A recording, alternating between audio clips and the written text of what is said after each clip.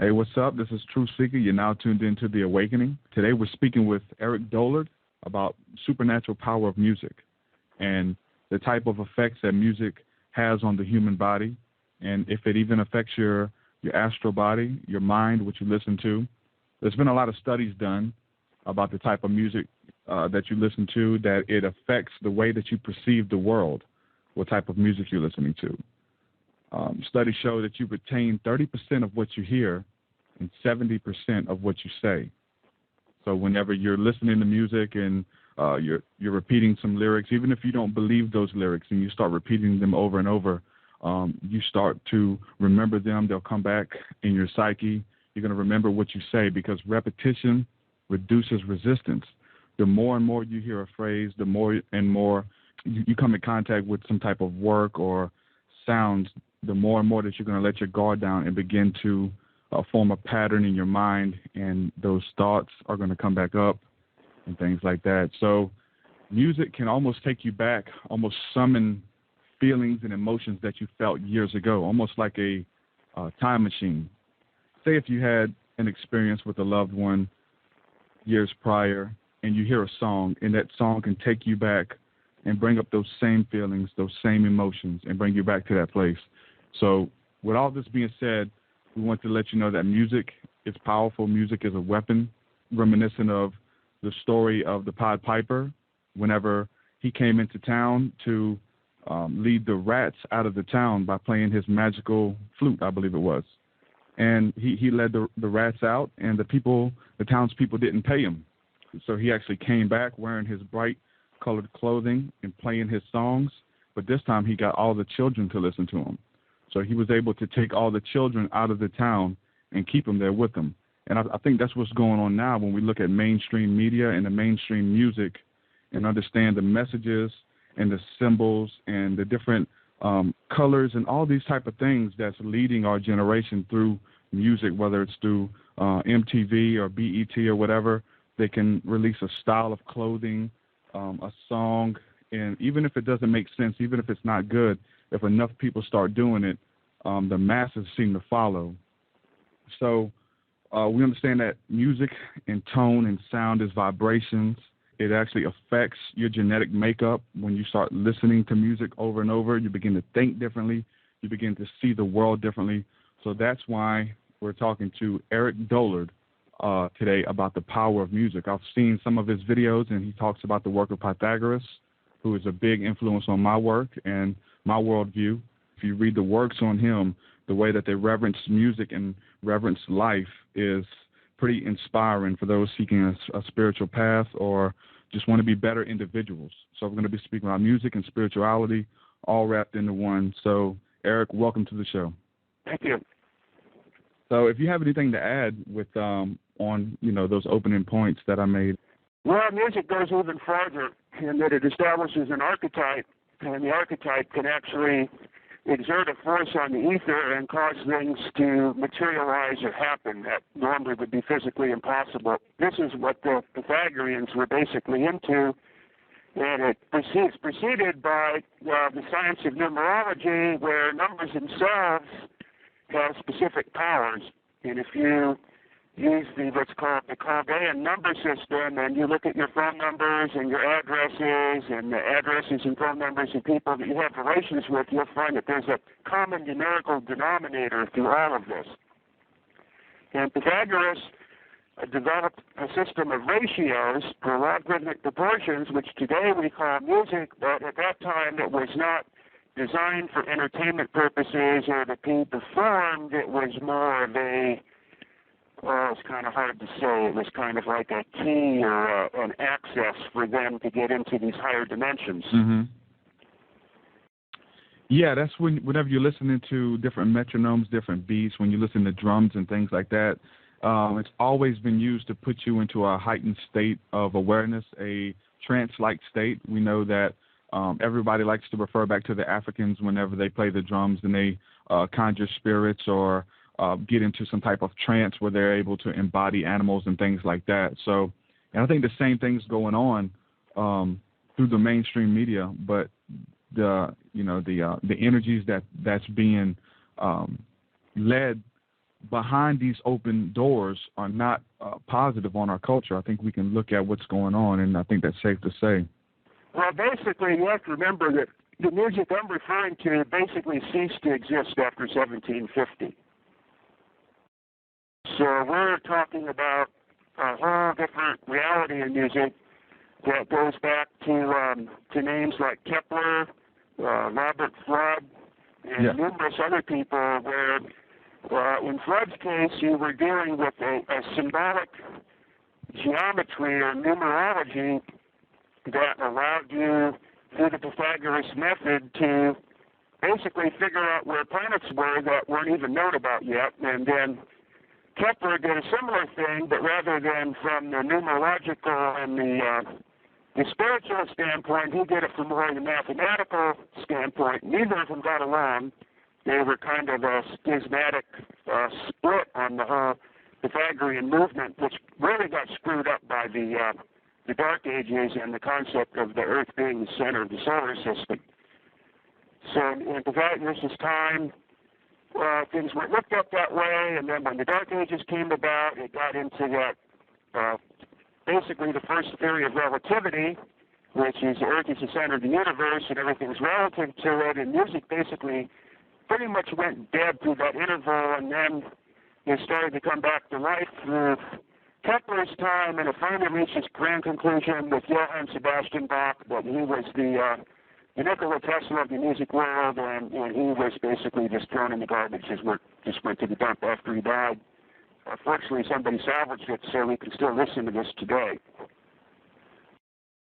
So whenever we're talking about the work of Pythagoras, I think a lot of people who aren't familiar with his work can understand, or they may be familiar with the term the Pythagorean theorem, which is how we measure music to this day, correct?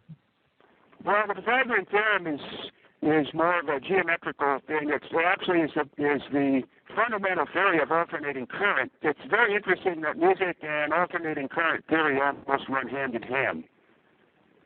Mm-hmm. But Pythagoras was establishing through the musical interval a set of ratios. This was very important to them, was a set of ratios which were given number.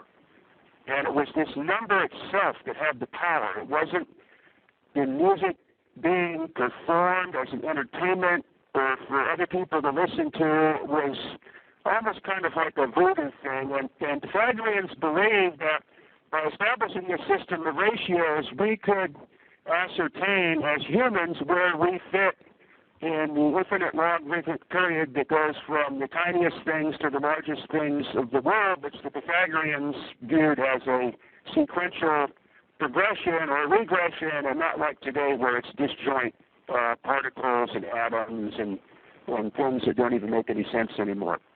Mm-hmm. So, would you say that the beats and metronomes and things like that has to do with Pythagoras as well? The way that we have those now, correct? No, not necessarily. What the Pythagorean system consists of is a succession of tones which relate to wavelengths. So basically, the higher the pitch, the shorter the wavelength. Mm-hmm.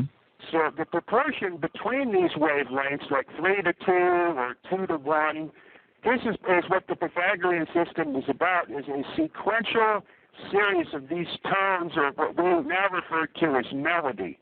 What you're referring to is rhythm, which is more of the timing of the thing, and the ratios, you can have the similar proportionality in rhythms, but you don't actually have the wavelengths and frequency. It's a differential thing where it's only at the dividing point of the measures in music till you hear the sound. It's not continuous. Mm-hmm. Now, around the time of Kepler, to the church music, what happened then was the simultaneous sounding of tones, which are now known as chords, which have the effect of producing materializations in space, depending upon planetary alignments and solar conditions and things that we don't even know about as the Earth flies through the universe that we pass through, which affects electrical devices and music.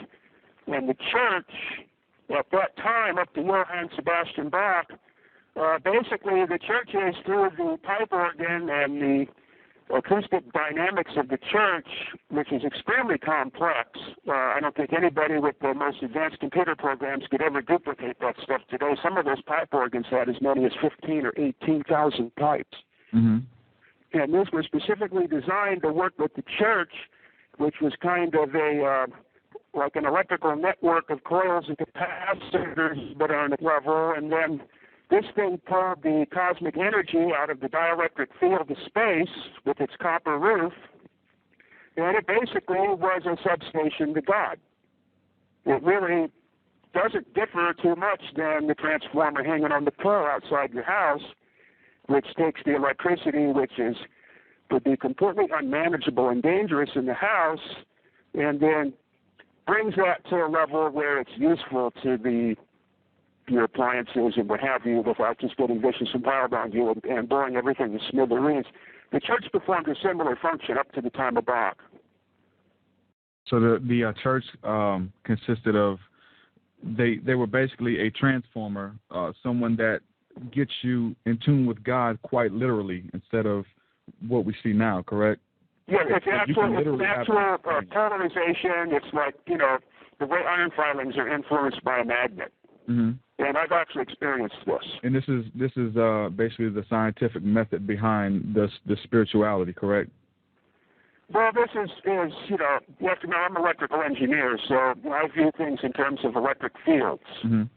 Things that we can't see, such as, if take example, a main power line that runs down the street of the town may have the same power flowing through it as typically maybe 3 to 4 locomotives. Mm-hmm. Each one of those is a locomotive that's near 1 million watts worth of power. This energy is flying down the space between the wires at roughly 98% the velocity of light, yet it's completely imperceptible. And the birds land on the wires and nothing happens to them. Mm-hmm. So music gets into that realm where you're transforming between the ether world and the physical world, to put it roughly.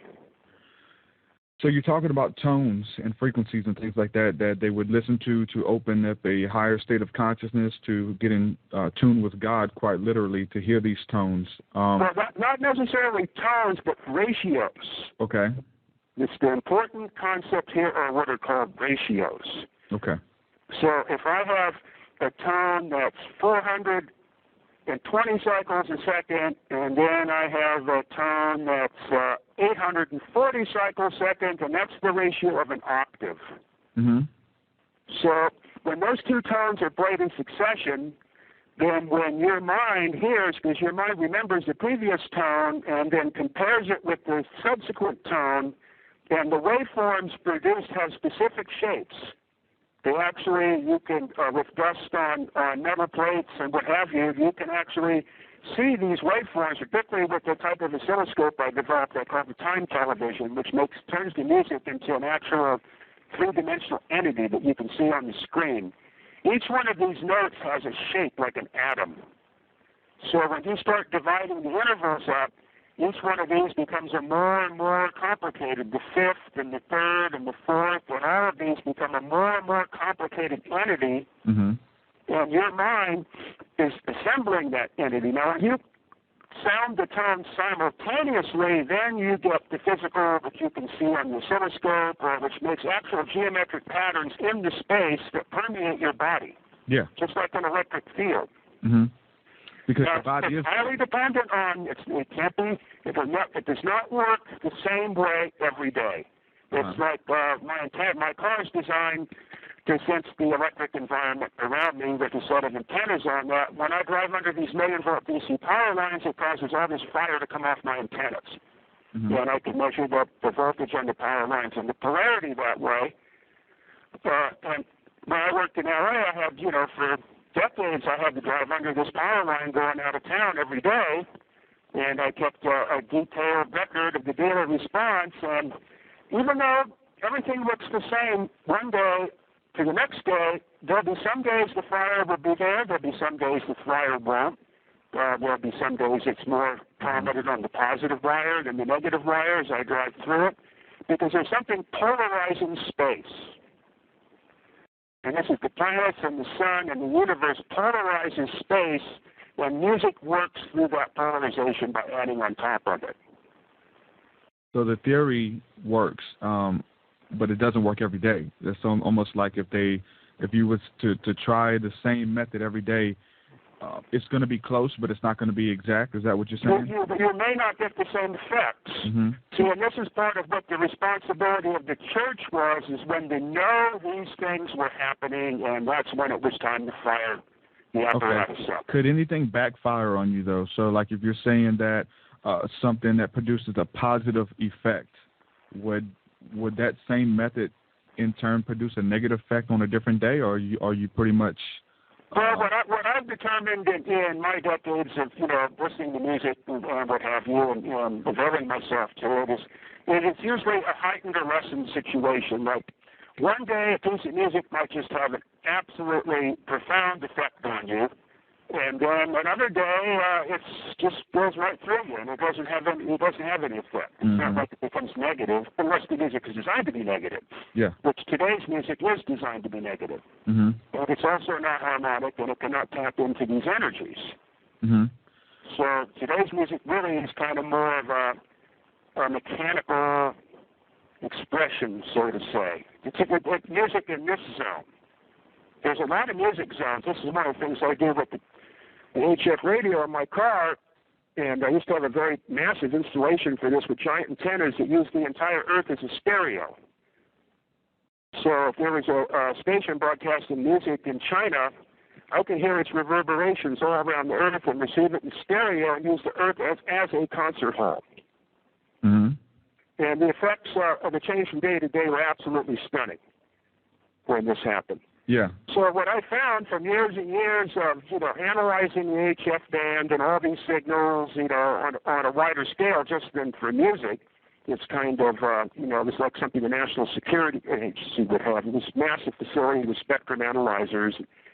And I kind of kept an eye on the HF band so that it wouldn't interfere with my operations or operations of the organizations or companies in which I was working with. And I learned a lot about the nature of music in different areas, and you can basically take the Earth and make vertical bands from the North Pole down to the equator of pretty much equal width, just like time zones, and each one of those widths is all the music in those particular countries or areas will have the same character to it. Mm-hmm. So, as you go from China and you start to move across to go back towards Europe, and you go through another band like India, and then you go through another band which contains the Middle East countries, another band that contains Europe. Each of these bands has specific type of music, and not all of them are of the Pythagorean ratios. There's quite a few different ratio systems out there. Okay. So whenever people are listening to different tones and frequencies to get into like a trance-like state through our meditation, is this somewhat the same principle? Can it be applied? The tones that put you into a happy state when you hear a sound, or make you feel frustrated and things like that whenever you hear a certain sound. Is the same principle applying? Yeah, like, if I take, like I just said, the 420, 840 cycles, and I sound those tones in succession or in parallel, that produces a positive feeling, a feeling of like conclusion, or I don't know exactly how to describe it because I don't think in those type of terms, but it's like, it has a feeling of completeness to it. But then if I sound a tone of 420 cycles next to one of 490 cycles, it sounds horrid, and it doesn't make you feel good, and you want to turn it off. Yeah. We got a question in the chat room. They want to know about the chord D minor. I don't know if there's any principles behind that. That's one that Bach seemed to favor a lot. Its relative is the F major. D minor really gets you into some deep worlds. Mm-hmm. And Bach chose that key for most of his very serious organ works, including his final work, which he died before he could complete, which is almost 3 hours long. Mm-hmm. And then F major, which is basically the same thing but shifted in phase by a third, is a very like golden, sunshiny, warm type of sound. But D minor is kind of murky. Yeah, a little bit darker. Kind of violet-colored. It's funny how all these keys, even though the intervals are pretty much the same, they all have different effects. Yeah. And I've noticed it too. There's actually different bands who will play in these different chords and that will write lyrics that are fashioned around those feelings that are conjured. And when they do videos or wear clothing, they'll wear the colors and stuff that are associated with that, and they're taking it to a next level. Yeah, that's totally conceivable. Mm-hmm. Well, let me ask you these this. are things that I was in my early college days. These things, I was working on extensively. Adapting music into networks and oscilloscope displays and analyzers and developing like a television that would portray these things. But this day and age, I don't have all that equipment, and I just lost my main facility about 3 or 4 years ago. I don't know how to get back on track with this again. It's something I'm very interested in. Mm-hmm. I want to pursue on it, but right now I don't know how to return to that level. Now, what's interesting, what I am working on now, and it's a part of a government project here that is basically being provided to me by the government, is the Earth also generates a lot of its own frequencies and tones. Yeah, I know they claim that they was able to record some of those tones as well. Yeah, well, the most probably the best example that's immediately available to the public is there's a person named Steve McGreevy, and he has a website on the Aurora Chorus and Aurora Sounds, and he spent damn near a decade during optimum circumstances of bringing magnetic loops into Canada and intercepting the electromagnetic fields of the Aurora, and it's on the internet. You can find these sounds, and there's some of these recordings. I mean, I've heard these things, and I about fell out of my chair. You can't tell the difference between the sounds of the Aurora and the sounds of the deep sea animals. They make the same types of noises. Yeah, and that principle, if I'm correct, is the same principle with the Om tone. Whenever those who are of the Buddhist or Hindu tradition, whenever they would sit in a circle and chant Om, it's supposedly the sound of the song of the sun emanating that sound, and they get on one harmony with that. Is that correct?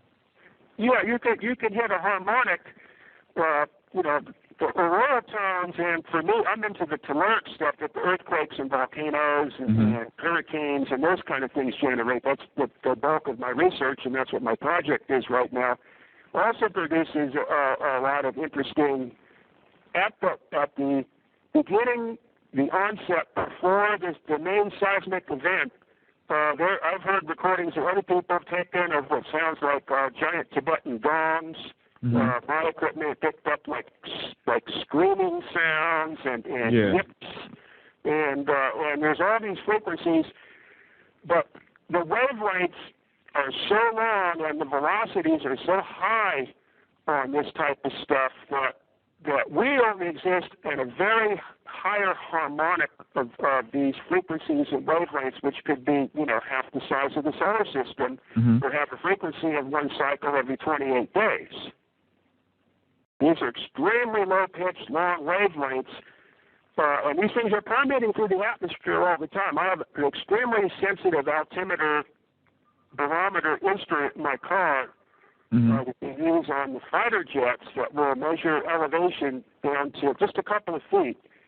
And I can park somewhere and watch that thing as it slowly goes down, and then it slowly goes up, and then it slowly goes down as these waves go through. When you look up in the sky, you'll see all these patterns in the clouds. And those are sound waves, extremely low frequency sound waves. So that would almost be similar to the rain dances of the Native Americans, correct? What they were trying to tap into? Possible. I'm not certain on that. Okay. I want to go out on a limb here, but this is just something I want to ask you. You referred to these different tones and vibrations as whenever you play them, you're able to see them make a shape. I mean, I've seen different videos where they play tones and they make different shapes, different perfect sacred geometrical patterns, and whenever the tone is a pure tone or a nice tone or a perfect tone, and then other ones when they play something like a symbol or a crash or something like that, the symbol turns into, or the shape turns into something that looks like mass confusion. Right. And whenever you referred to them a while ago, you called them entities.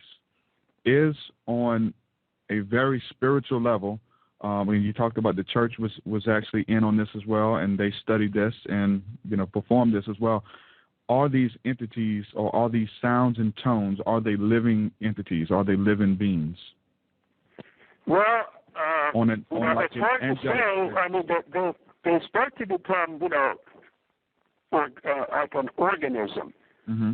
And when I had these things on the CRT display, it did cause certain people to become terrified when they saw it. They weren't, familiar with, large scale, military type, radar, CRT rooms and all that stuff where there's all kinds of stuff going on. That was already intimidating enough to begin with, with the line of the DC to DC converters and the Snell transformer. And then here's this green thing, dancing around and pulsating like an amoeba on one of the CRTs, to the Bach organ music or the Handel chorus, and it really frightens people. Yeah. It really looks like it's alive. I would wonder. The most intense images that I got on this system was from the works of Georg Friedrich Handel, who was the last composer of this music. Mm-hmm. I would wonder if these energies, these tones, always exist, and whenever you play the tones, whenever you play them, or you get on the same vibrational pattern as they are, then you almost bring them into this reality, or you get to see them, you get to hear them, you get to feel them, like they're always there. I don't think that that you're playing it and creating an entity. Maybe that it's always there, and when you play the tone, you get to experience it.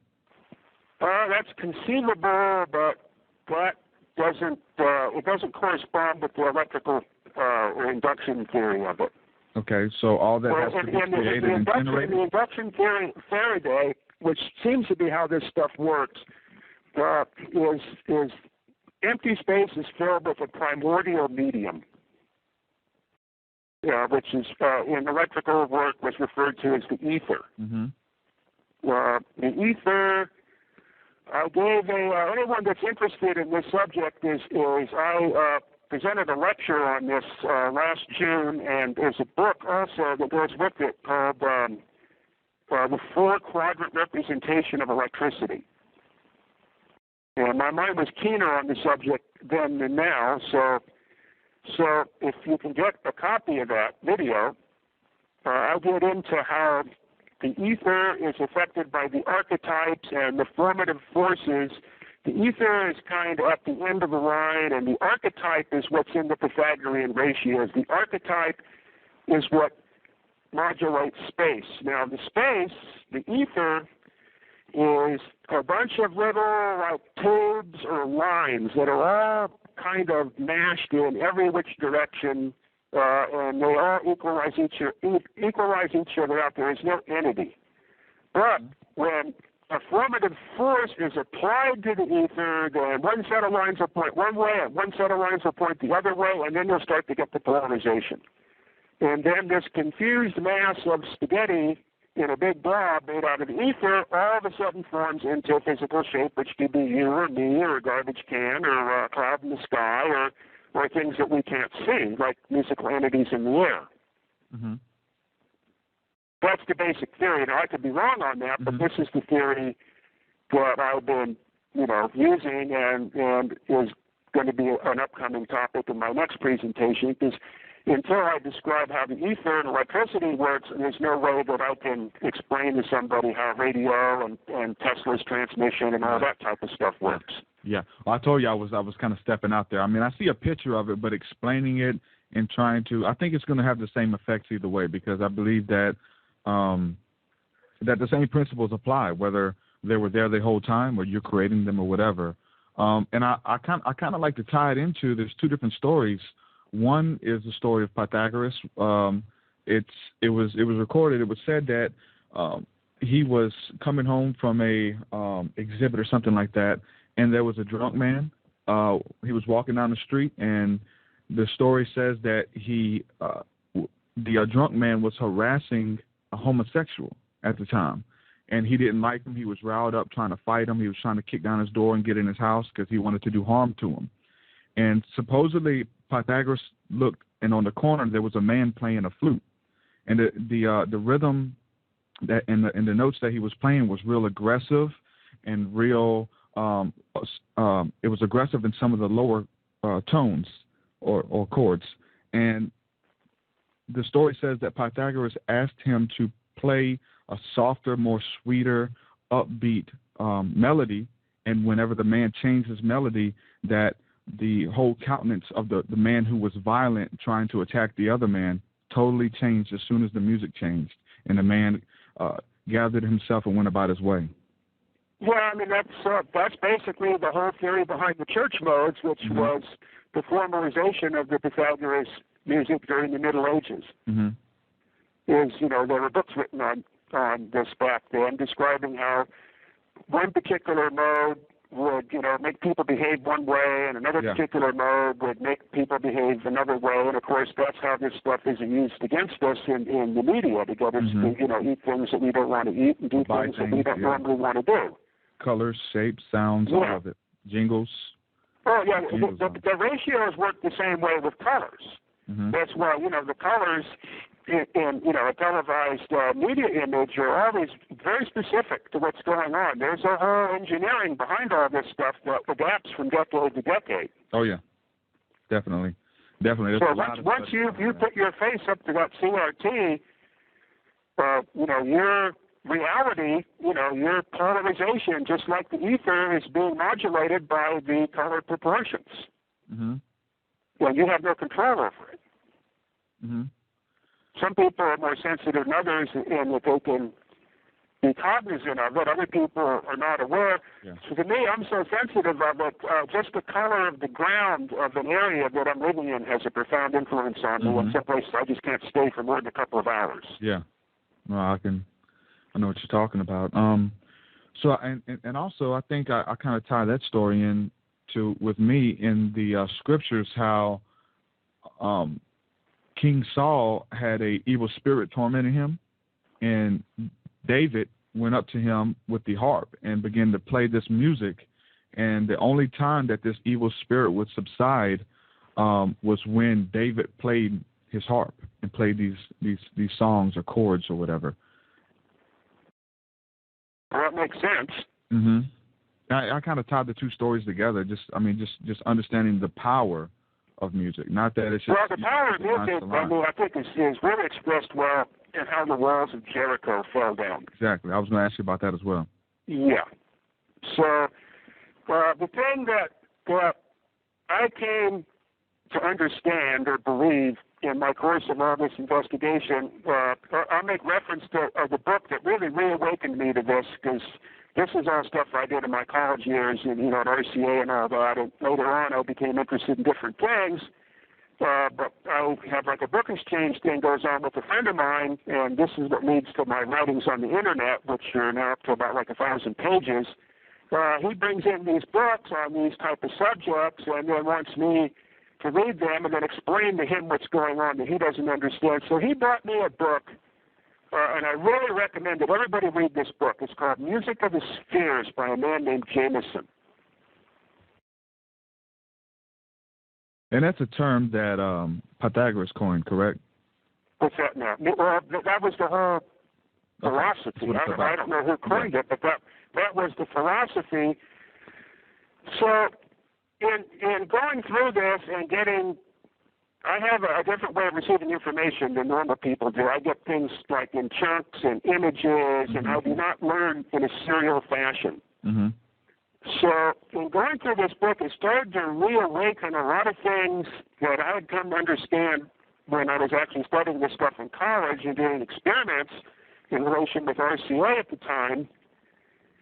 That there's something that has been attenuated in the human race over the millennia. And we have been told stories about the walls of Jericho coming down, and we've been told stories, through the mythology, about, people throwing seeds on the ground and skeletons dancing out of the seeds and attacking people and all this stuff happening. Is I believe with the simple ratios and symbologies that people had back in that time, that those things are not just stories. Mm-hmm. But there was enough voodoo in all this, but just the simple means they had of producing ratios at the right time, at the right place, and the right proportion to cause materialization and dematerialization. And over the millennia, particularly, with the advent of the modern age, that's been erased. But that potential still exists. Yes. And in the modern day standpoint, now this is what causes a very serious complication, is then we have the weapons potential of Pythagoras. So all the guns in the world, and all the bombs in the world, and all the force in the world, theoretically, can be brought to a standstill by simple geometric proportions. Which is kind of a frightening concept. Would you, I'm not sure if it's the same thing, but would you liken that to what they call a feng shui, the settings up of cities and houses and things like that to produce a certain energy? You mean like a sacred geometry? Yeah, well, they have some of the, I think it's some of the Chinese actually will set their house up as far as their, chairs, their living room set and everything to produce this pattern of where energy can flow and create a tone. And I've also heard it said that their cities were set up in this fashion as well. Well, these things were part of normal engineering in antiquity. Okay, exactly. They've just become, with modernistic materialism, they've just become erased from the textbooks. Just like most of the knowledge of electricity has been erased from the textbooks. Electricity is very parallel to all this, and it irritates the same people. And they, in turn, make sure that the understanding of that is either destroyed or eliminated. But they still have the information, the lay people. Well, they're offended by it. So what they want to do is they just want to kill it. So, it could be the most powerful government in the world, or, whatever, or the richest, most effective dictator, or whatever. They can't avail themselves of this stuff because it's antagonistic to their very being. So all they want to do is suppress it. It is not available to them. So that is kind of like a protective measure. So the Einsteiner will, fight blue until he's blue in the face. None of this stuff is possible. And, you can actually cause one of them to go into violent convulsions by pushing the issue and, and logically and experimentally proving it. And they will not accept the information. They will just become more and more violently opposed to it, until there's some kind of short circuit occurs, and it's mutually exclusive. Would you liken this whole conversation, what we're having, could this be the reason behind a lot of different energies and different mental experiences that people are having, the type of music and the type of sounds that they're around, the type of colors and other people that they're around? Could this affect someone's mind in their daily life? Do you believe that this could be going on as well? Well, yeah, it all has a subconscious effect whether you want to believe it or not. And like I say, as far as, the advertisement world goes and the world of mind control, it is being engineered. Exactly. I believe it as well.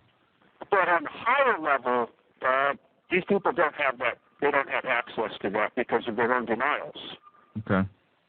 But I can't speak in absolute knowledge of anything because, I only exist in my world, but this is the way that I view it, and this is the experience I've had. But that's not to say, there isn't some fluorescent lamp-lit bunker somewhere, underneath George Bush's house where this stuff's all being connived to a level that would just scare the hell out of us. Yeah. Oh, I think it will. I think it would. I think whenever we begin to get some of the, just some of the crumbs of what's going on, it scares the hell out of us. But if we really understood the power and the magnetism behind a commercial, a simple commercial, if we really understood the science and what it's what the commercial and the colors and the sounds are invoking within our own being, that music and that colors, and when we see those billboards, I think if the lay person who don't understand anything, when they come to an understanding of that, it would scare the hell out of them. Yeah.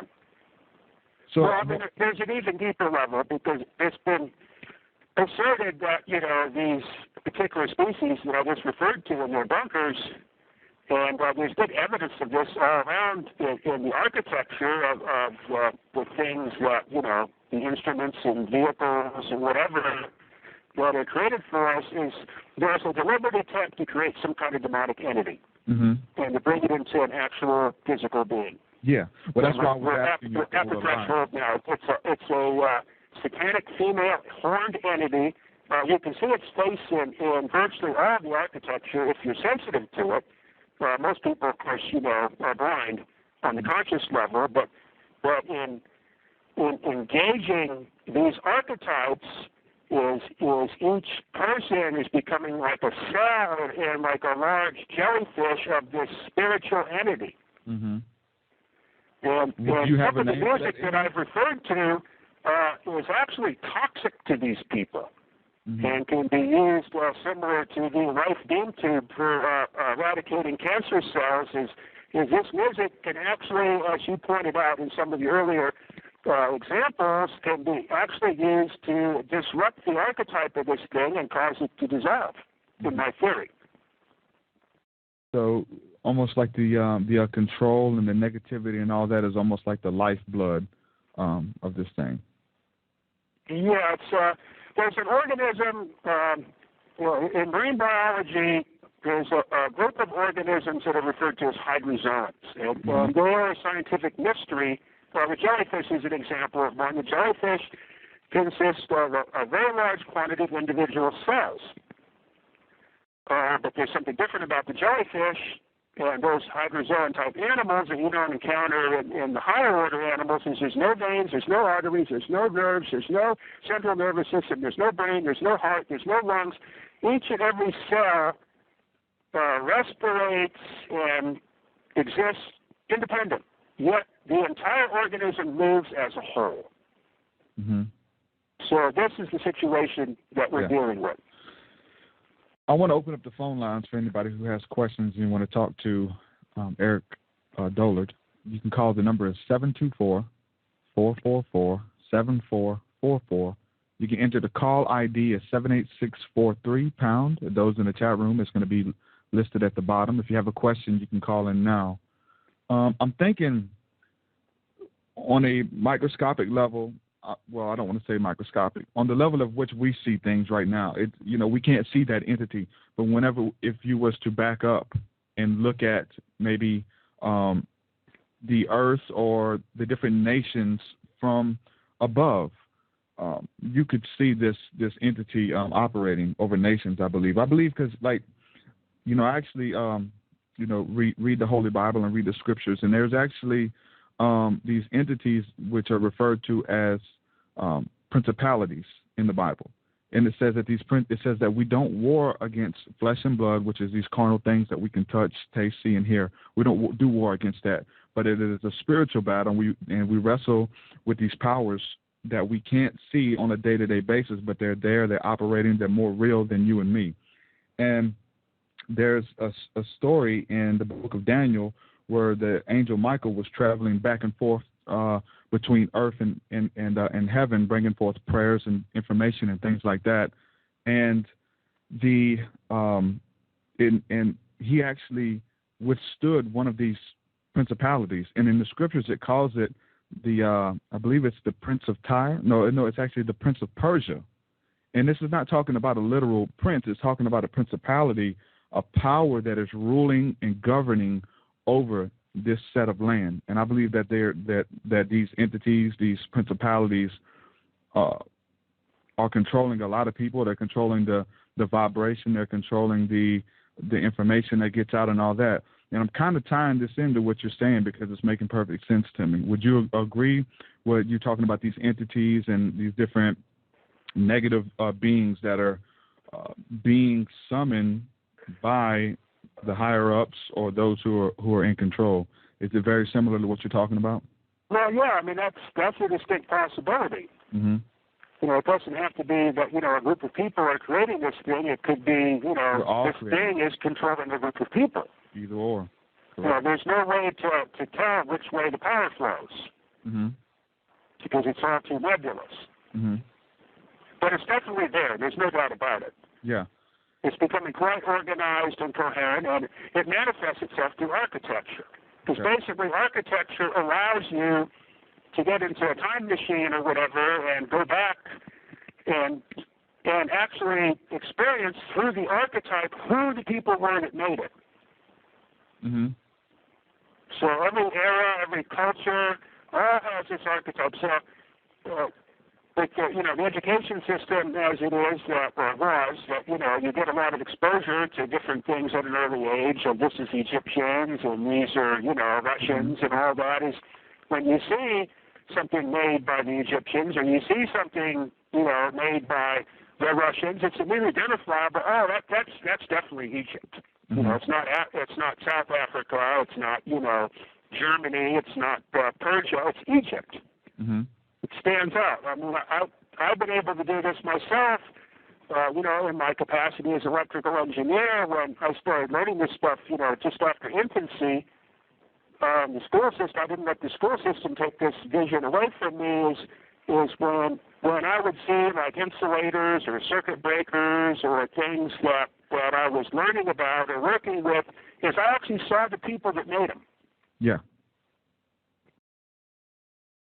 Are you familiar with Dr. Emoto's Rife experiment?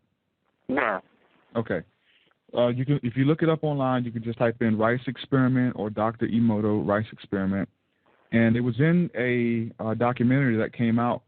It's actually entitled Water, and it's called Water: The Great Mystery.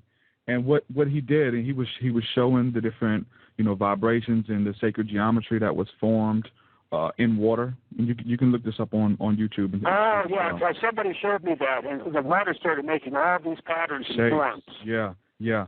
And then what he did with the rice was he took 3 different beakers, and he filled them halfway with rice. He put water in each one. He labeled each one. The one on the far left, he said thank you to it every morning, and he spoke blessings upon it. Thank you, I love you, things of that nature. The one in the middle, he ignored, didn't say a word to.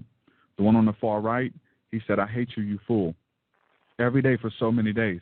And at the end of so many days, I forget if it was a month or what, at the end of this period, the one that he said, I love you to, looked exactly the same as when he put the rice and the water in there. It looks exactly the same. You can almost eat it.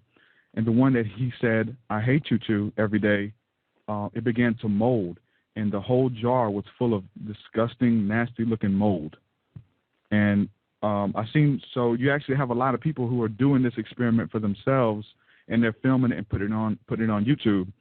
I wanted to not just, repeat the information. This was an easy experiment that anyone can do. So I started doing this experiment myself, and I'm 13 days into the experiment, and I testified that it is working, that these words and frequencies and tones have power. When you speak a blessing, when you speak positive words and affirmations over things, you're changing the DNA makeup.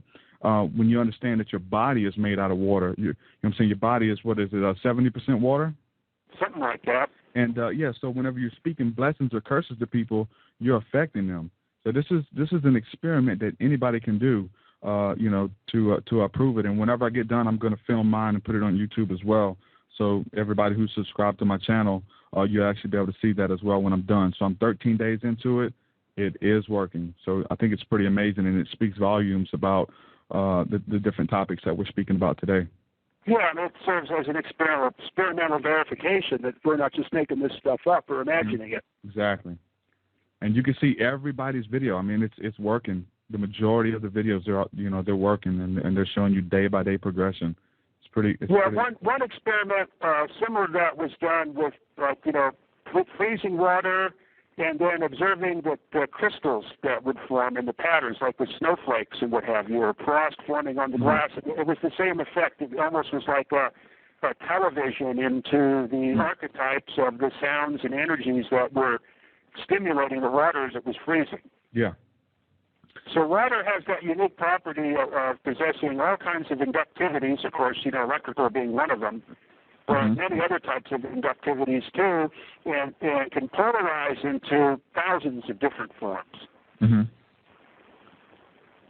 Yeah, I think it's really powerful. We have a question in the chat room. They want to know some information and how this conversation can relate to the Coral Castle. With glad I can't directly connect. I don't know a lot about that. Okay, well, they're just saying that it's that tones and sounds were used to actually levitate objects, and there is that. A lot of people believe that that's how the pyramid was built. Through these different tones and sounds, they were able to move and lift objects and things like that. Much like the experiment with, not experiment, but with what happened with the walls of Jericho. How there was a sound that came forth and the walls collapsed. I actually had an occurrence of that with my space stereo system. Mm-hmm. So the space stereo system. This is something that I picked up from RCA a long time ago, but the laboratory that I built for equipment is this Earth stereo thing I'm talking about, where you have a radio station broadcasting in some part of the Earth, and the signal bounces around in the Earth ionosphere space and echoes and all that. It produces a type of stereo that's a little different than the stereo you get out of a normal recording. Mm-hmm. There's an extra phase component added, and what happens is, and this is what really struck me in the laboratory back in the RCA days, is the sound would leave the plane of the speakers of the teletype signal or Morse code or broadcast station or whatever it was that I had tuned in this stereo system with two antennas at right angles to each other, like giant microphones pointing to different parts of the Earth. The sound actually had a presence in the room. You could reach out and touch it. Hmm. And if with music, it's like, the instruments would separate themselves and float around in the room depending upon how the ionosphere was pulsating. The speakers weren't even part of the experience anymore, nor the space between them like normal stereo. Mm-hmm. So what I had built was, again, at my research facility in the Mojave Desert, I reconstructed one of these. It took about 10 years to put all this stuff together again because I lost all the original equipment.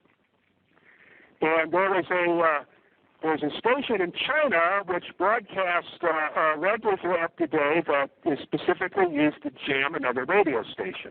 Mm-hmm. And what they do is they play 1 hour of Chinese classical music, on a 500,000 watt transmitter on top of somebody's frequency somewhere that they don't like. So with my antenna system, I can pretty much separate the directions and focus on the Chinese station, and the music was just completely out of this world. It was fantastic. Mm. So I would have, my big speakers and my power amp all rolling away with this thing, like a rock concert level in the equipment room. Having a good time experiencing it and watching it on my oscilloscopes and stuff. And I happened to have a small headlamp that was laying on the desk that I used as a ballast for battery charging. And there was an interval in the propagation of the music from China to here, and the waveform of the music itself is the headlight jumped 6 inches in the air off the desk. Mm. I saw this with my own eyes. Mm-hmm. So what I started doing then was sitting at that spot in between the speakers. Yeah. And it really does something to your body. I think it can actually heal the body if you use the right kind of music. Yeah. Yeah, I think that it, for the, I guess with every fact that you have, whether it can do damage, I think the polar opposite. I think for that to be true, the polar opposite has to be true as well. That if it can do damage, it can also be used for healing. Yeah, well, originally that's kind of what this was all about. Mm-hmm. The church was a place to go in, and if the plants were lined up right and everything was, appropriate, the atmospheric polarizations or whatever, you went into that and you were recharged. Mm-hmm. Yeah. But today's society has taken all of these fundamentals and principles and turned them around into destructive and, degrading means to make people sick and helpless. Yeah. Make you passive or make you. I think they give you just enough to keep you coming back.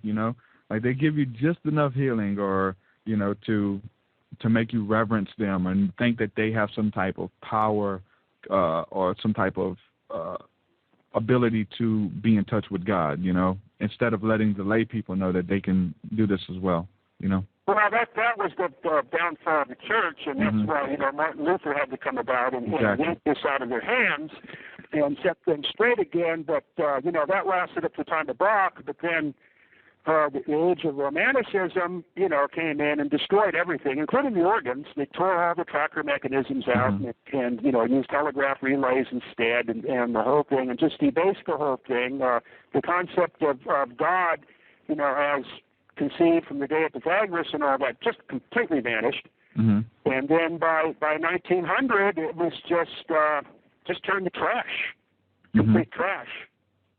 Well, fortunately, there was a revival in the 60s, particularly around San Francisco, and then, of course, the Beatles and a few other, British groups had brought music back, started to bring it back to that level, and it became very popular, but then it just, after 1970, it took the big slide, and so this stuff now I wouldn't even call it music.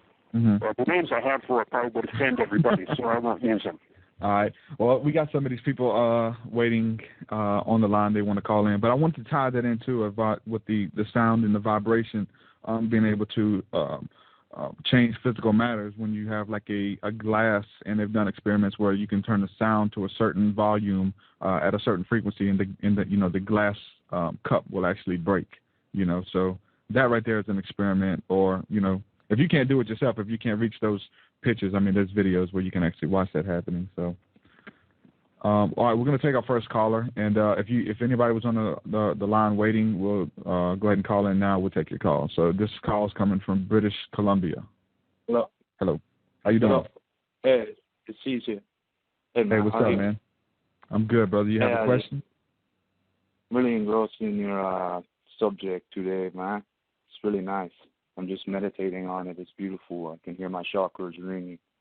Hey, what I wanted to say today, I don't know. I don't have much of a question, I guess, but I just know the Bible is, it's all about the Word of God, The Word, that's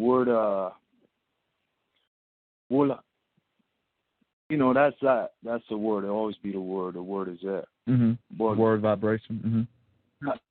Yes, vibration is sound, right? Vibration is sound. Can you think of something that vibrates in the world? Everything? Maybe space, the abysmal, the abyss from whence God brought forth the world of creation, right? The substance. So, I guess what I try to say, I've been working hard on my music. It's beautiful. And the monks were meditated. They have the double vocal cord, so the ratio thing makes sense too, because when you harmonize your double vocal cord, it makes that Fibonacci scale or whatever it's called. But I don't know. The music is beautiful, man. I love music. And I just need some guidance right now, man. Because I'm trying to find it, but I had so much I want to say. Oh, I hear you, man. There's a lot. Yeah, there's a lot of to be said, and I think in this same aspect, we've touched on a lot of different topics so far, and we're cramming them all into this one interview. And all of these little topics that we're touching on, you could go into a lot of detail, and that's what Eric does. If you look up his work, you can find him online. There's tons of YouTube videos of different interviews with him, where he goes into a lot more detail than some of these vague questions that I've been asking him today. So you can definitely check out his work there, man. Energy is vibration, right? Energy is vibration. Vibration is sound.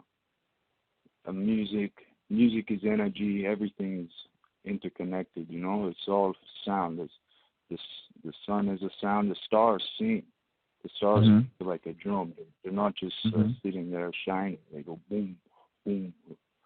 But sometimes they make terrible noise, like you said, too, so the music might not sound that good today. So the most powerful thing in the world is our sound, and sound resonates from the mouth, quote the cannabis. It's all about Jesus at the center of a snowflake. You'll find the Star of David every time. Mm-hmm. Every time. Yeah. So Eric, what can you tell us about the what is known as the Merkaba or the Star of David in sacred geometry? Do you know anything about that? Not right off. Mm-hmm. There's a lot of that's like what he was saying with the snowflakes and things like that. They're actually finding this Star of David, this hexagon, this 6-pointed star, in the middle of these different snowflakes and different. Whenever something's vibrating or something's spinning, supposedly you get that shape, the 6-pointed star or the Merkaba, with it actually spinning.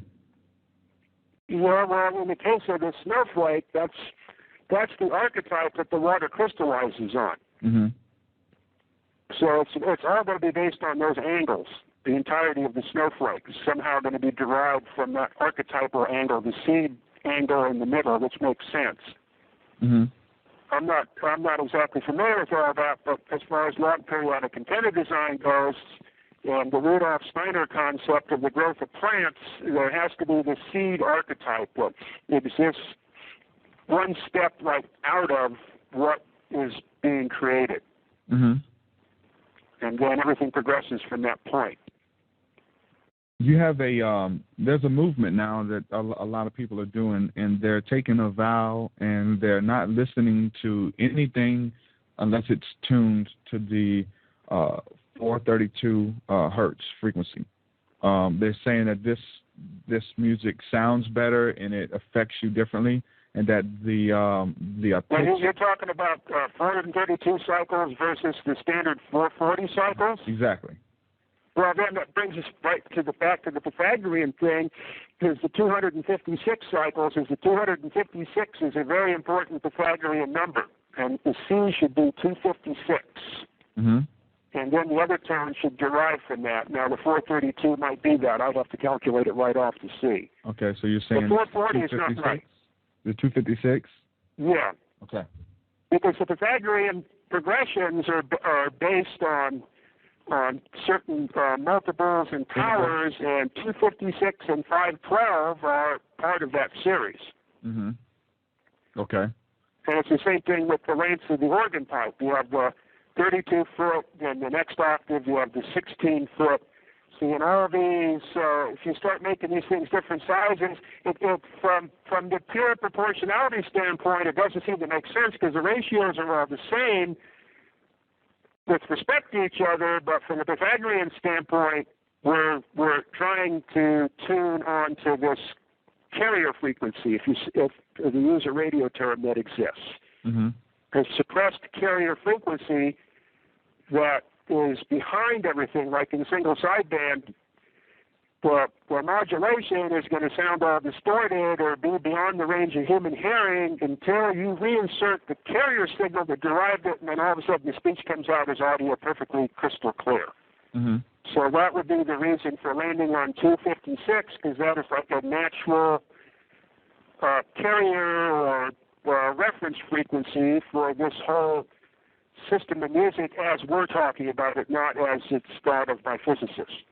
Mm-hmm. That's my theory, anyway.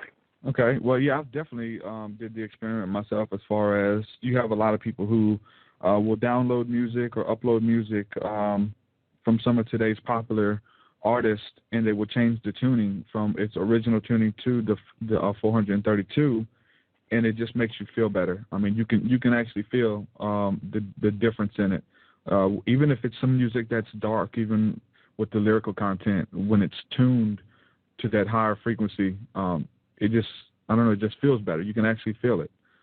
I think it's pretty interesting. Well, the same situation actually exists with the chords, too, is because of the equal temperament, is all the ratios have been distorted to make it fit into a series of octaves. Mm-hmm. And that basically destroys the pattern that the musical interval generates.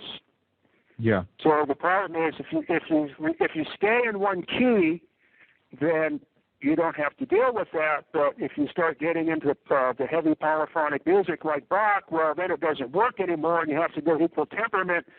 But when you use equal temperament, is the finer points of the music and the heavy consonant resonances all disappear. Mm-hmm. Now, something I noticed with this CRT display I was talking about that I used to turn music into images, there's something about the chorus and a combination of human voices that can produce waveforms at absolutely massive power levels. Uh-huh. And it's one of the complications that makes this music virtually impossible to digitize. Well, the type of music we're talking about really defies being digitized. Okay. Can you do that with, say, if there was a song on the radio, could you put it through this program and get an image of it? Yeah, it's all it is basically is an oscilloscope that has a network between it and whatever's producing the music. It has to be stereo. Mm-hmm. And then when it goes through this network, it creates what appears to be, for the lack of a better term, three-dimensional. There's a lot of reasons why not to use the term three-dimensional and two-dimensional, but that's a whole other subject. But it's referred to as three-dimensional.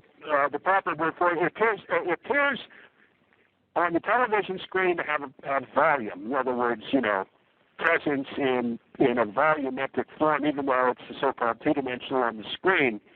But the way the video is fed into the signal, it gives it form, and these choruses will all of a sudden just light the screen up with this big, like, circle shape or whatever, and overload the amplifier, even though it's just 5 people singing. And this early, very early church mode music, you can find recordings of it. One of the most foremost composers is a person named Thomas Tallis. If you can find his music, it's representative of what I'm talking about. Okay. Because in the human voice, there is no equal temperament. Because we can scale or move our voice continuously. There's no quantified or quantum steps like there is on a keyboard or when you're using some instrument that has keys or levels on it. Mm-hmm. And these choruses back then had a way of these performers could phase synchronize their voices and cause all the harmonics to add in such a way that the peak amplitude could be thousands of times higher than the average amplitude of the signal. Mm-hmm. This is one of the things that the pipe organ in the church can do too. It can take a succession of harmonics and manipulate them through the propagation delay in the church and the distances between the organ in the back of the church and organ in the front of the church to produce these harmonic standing waves. And there can be high pressure zones and low pressure zones in the church that are so intense during these concerts. If the polarization is proper, with the planets and what have you, you can actually feel them, those physical entities moving through your body. Yeah. They're definitely like solid objects, like kind of like one of those, popular pictures of the atom, with all the little balls with the straws sticking them together in a cube or some kind of thing. This thing forms in the space and you can feel it moving through your body. Mm-hmm. So it's theoretically, with 5 or 6 octaves of pipes, you can produce transient waves that have thousands of times the power of their average value. But they last for very short periods of time, but they occur in succession. This is one of the things that Nikola Tesla utilized in his developing his electrical fields for his physics experiments and his wireless power transmission. Mm-hmm. We're not dealing with sine waves in a situation like that all the time, but we're dealing with these odd harmonic waves that the situation can be at rest for a substantial portion of the cycle, and then all of a sudden at 0 degrees or 180 degrees, for all the harmonics, all of a sudden all add up into a giant peak, and then it goes away in a fraction of a microsecond, and then the rest of the cycle is dead. Even though that cycle is filled with 100 harmonics that have a definite amplitude, during that cyclic interval, when they are put all together, they completely cancel each other out until that one instant, and then they add into a massive quantity, and then they disappear again. Mm-hmm. So it's kind of a fascinating experimental thing in electricity to get these waveforms that this produces, and this is part of how the church and organ music system works. Yeah. Well, let me run this by you. You mentioned the body vibrating and feeling things moving through your body, doing different things. And you used the word entities as well.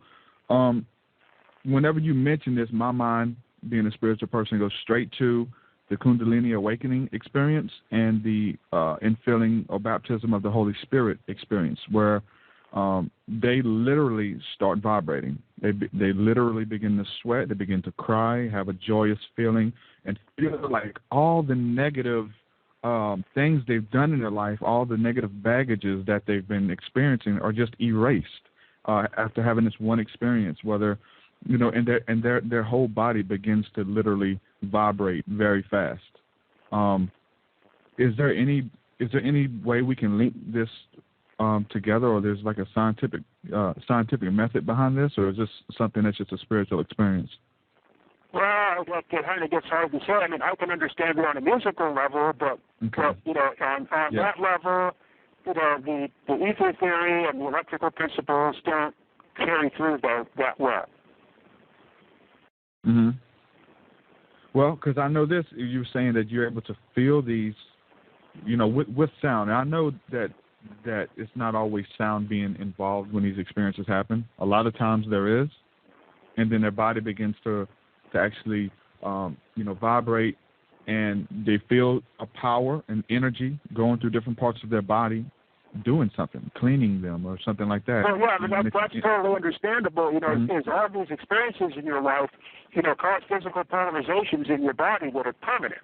Mm-hmm. This is something that we'll have Mike discussed in his, analysis of what it was that was making people sick and crazy and causes of cancer and all these type of things.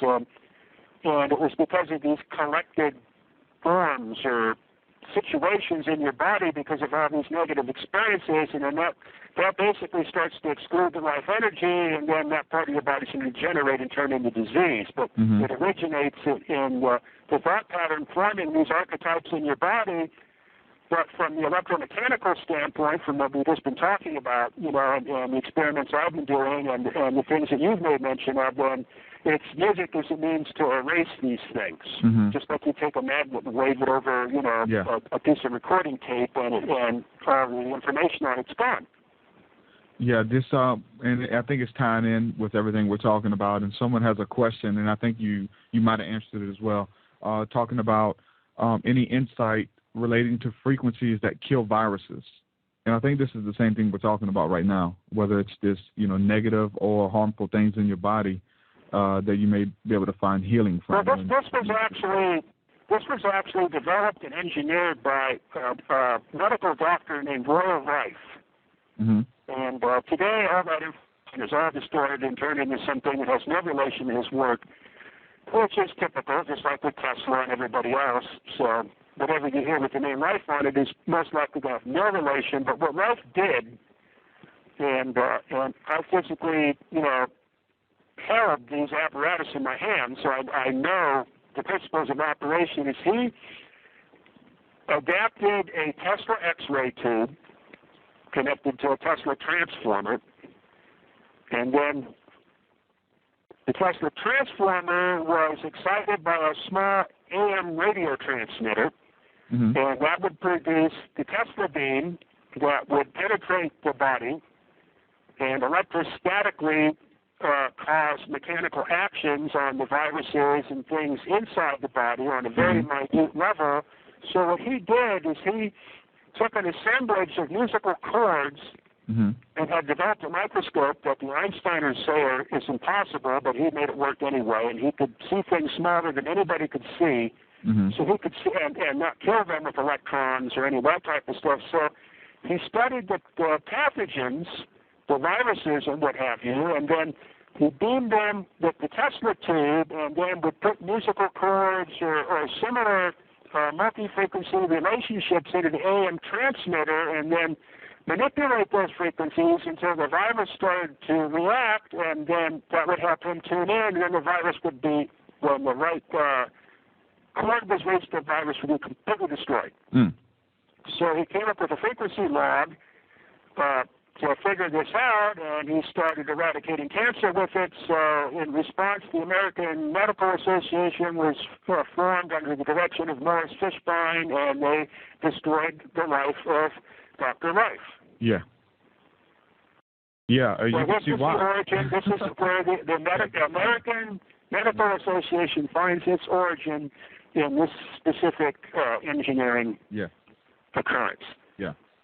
Well, and that's one thing that you're going to have to forfeit. You're going to have to, be willing to be ridiculed. Anybody who has any type of new information or trying to actually revive old information at that, you're going to have to be willing to be ridiculed and demonized by the rest of your peers. So. And even if, like me, you manage to pull out of that and not have any peers, or disappear into some secret government laboratory, or just do it all out in the bushes, what is very evident right now on the internet is there's a massive defamation campaign to make me look like a monkey and all this stuff and that stuff, because it was not successful to stop me by the other methods. Mm-hmm. So now it just turns into a wholesale defamation. This group calls themselves Ether Force, exists specifically to debase my work and keep people on a false path. It's kind of nice stuff to look at something like that, but that's just the way it is in this business, as you explained. Yeah, exactly. I mean, welcome to the walk of Jesus. You know what I'm saying? It was the same thing with him. Someone who brought forth light and understanding and grace and peace into the world was called, was accused of being a idolater and one who consulted with demons and followed Satan, by his peers. So by the people that did that very thing. Same people he was trying to help. Those who were consulting with Satan, So I in a certain sense, this defamation and all this stuff, because I don't avail myself to the internet. I live in the bushes. Mm-hmm. I'm a feral human. Mm-hmm. So I write stuff and I drop it, in the post office, and it disappears out of my sight, and it appears on the internet. But as I become a personality or whatever on the internet, initially, and it's still, the situation. Well, sure enough, this negative forces come about, and it's attempting to be very disruptive. It could turn out to be deadly. Mm-hmm. It brings me back to the notions of John Lennon and what happened to him. Yeah. He's just one of many. I mean, but in my case, I think John Lennon really is a comparative example, and that's what I'm worried about. Mm-hmm. Because I'm doing a kindred type of operation. Mm-hmm. I'm making this popular. People are really getting into this. They're into it already. It's just that I have this ability to quantify certain things that, particularly in electrical work, that, makes things much more apparent. You can actually build equipment out of it. Mm-hmm. So that gets people more excited. It creates more of a movement of what's going on, even though that's not really my aim in life. But that's what's happening, and that's what people want. And, it does buy gas for the car and food and all that, beyond my Social Security. But then, somebody's going to take me out. Yeah.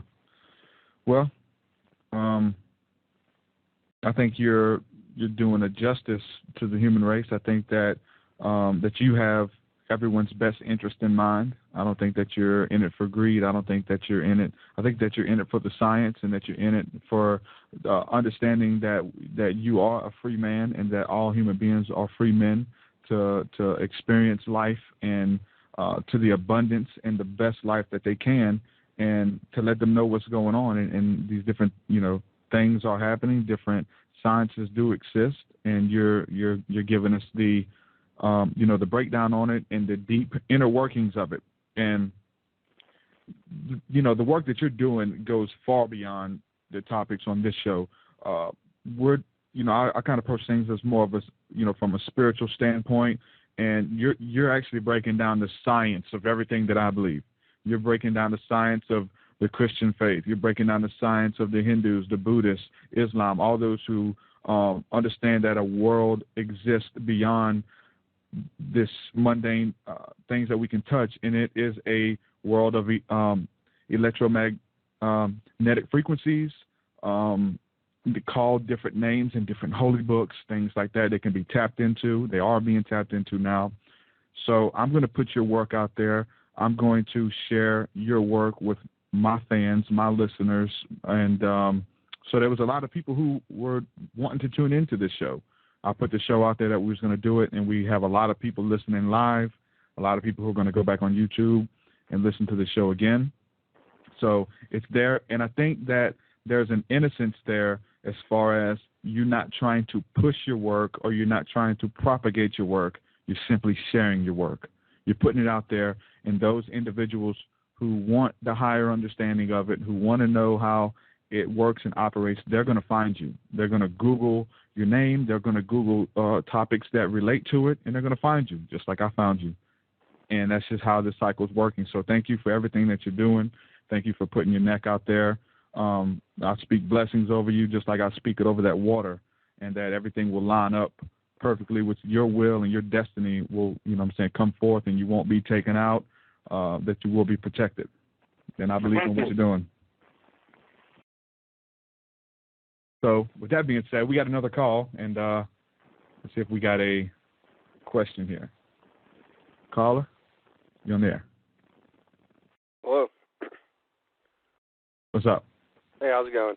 I was just, I've been following Eric's work for quite a while now, and researching other people's works. I've come across Marco Rodin's Vortex-based mathematics, and on the website here, it says one of the things you can learn through it is that the torus skin models harmonic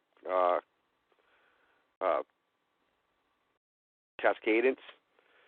And I noticed in Tesla's magnifying transmitter that there's actually a torus almost antenna at the top. I was wondering if Eric had any thoughts on that connection between the torus and transmission. Yeah, the terminal on the Tesla transformer is a reflector. It doesn't actually transmit. It sends the electricity back down where it's accelerated and forced into the earth. Okay. And the reason why it has that mushroom shape, it has to have that mushroom cap type of shape, because that way the electrical forces are directed in such a way that the material around the high potential point doesn't break down and catch on fire. And that particular shape causes the electrification to neutralize itself underneath the cap of the mushroom so that the mass doesn't catch on fire. Okay. I was actually thinking the resonance of the Earth was actually transmitted out through that. I had it completely backwards. No, that's backwards has been deliberately introduced, and unfortunately, the concept cannot be corrected. So no one will ever really grasp Tesla's toroid transmission system, because the physicists have fixated the idea of an antenna. There is no such thing. Tesla states that even in his own writings, but he did intend to try to tap the electric field around that elevated terminal for other purposes, but everything that involves Tesla is very enigmatic. Well, thank you very much. That definitely changes my understanding of the whole thing. I thought I had a pretty good grasp on it, but now I know I don't. So I was wanting to know also about some of the different experiences that you've had, because I noticed in some of your work you're talking about how the different music and different tones can actually make you feel high, in a sense, and make you feel intoxicated just by listening to music. Do you have any experiences with that? Well, it's kind of almost a daily experience for me. Mm-hmm. Because, I have my Bose 901s and my 400-watt amplifier and all my back organ music and handle choruses, and that's the end of every day. That's, there's about a 4-hour interval there where, if I can clear my mind from all, the noise and negativity and the rest of the stuff, and tune into the music, that it creates the transformation. Mm-hmm. So it's more or less of a, I guess, less of a mystical experience and more of just a daily practice that gets your body in tune and feeling good. Yeah, and also it helps me write the stuff that, particularly the polyphase mathematics and all those type of things, is in the music, and the mathematical work merges into one. Mm-hmm. So when I'm listening to the music, then all the equations that I'm developing just pop right out of the music. Mm-hmm. And then conversely, I just came back from somebody had managed to save from destruction a massive Bell telephone switching facility. It's absolutely stupendous the work this guy did reassembling it. There's 500,000 connections he had to make.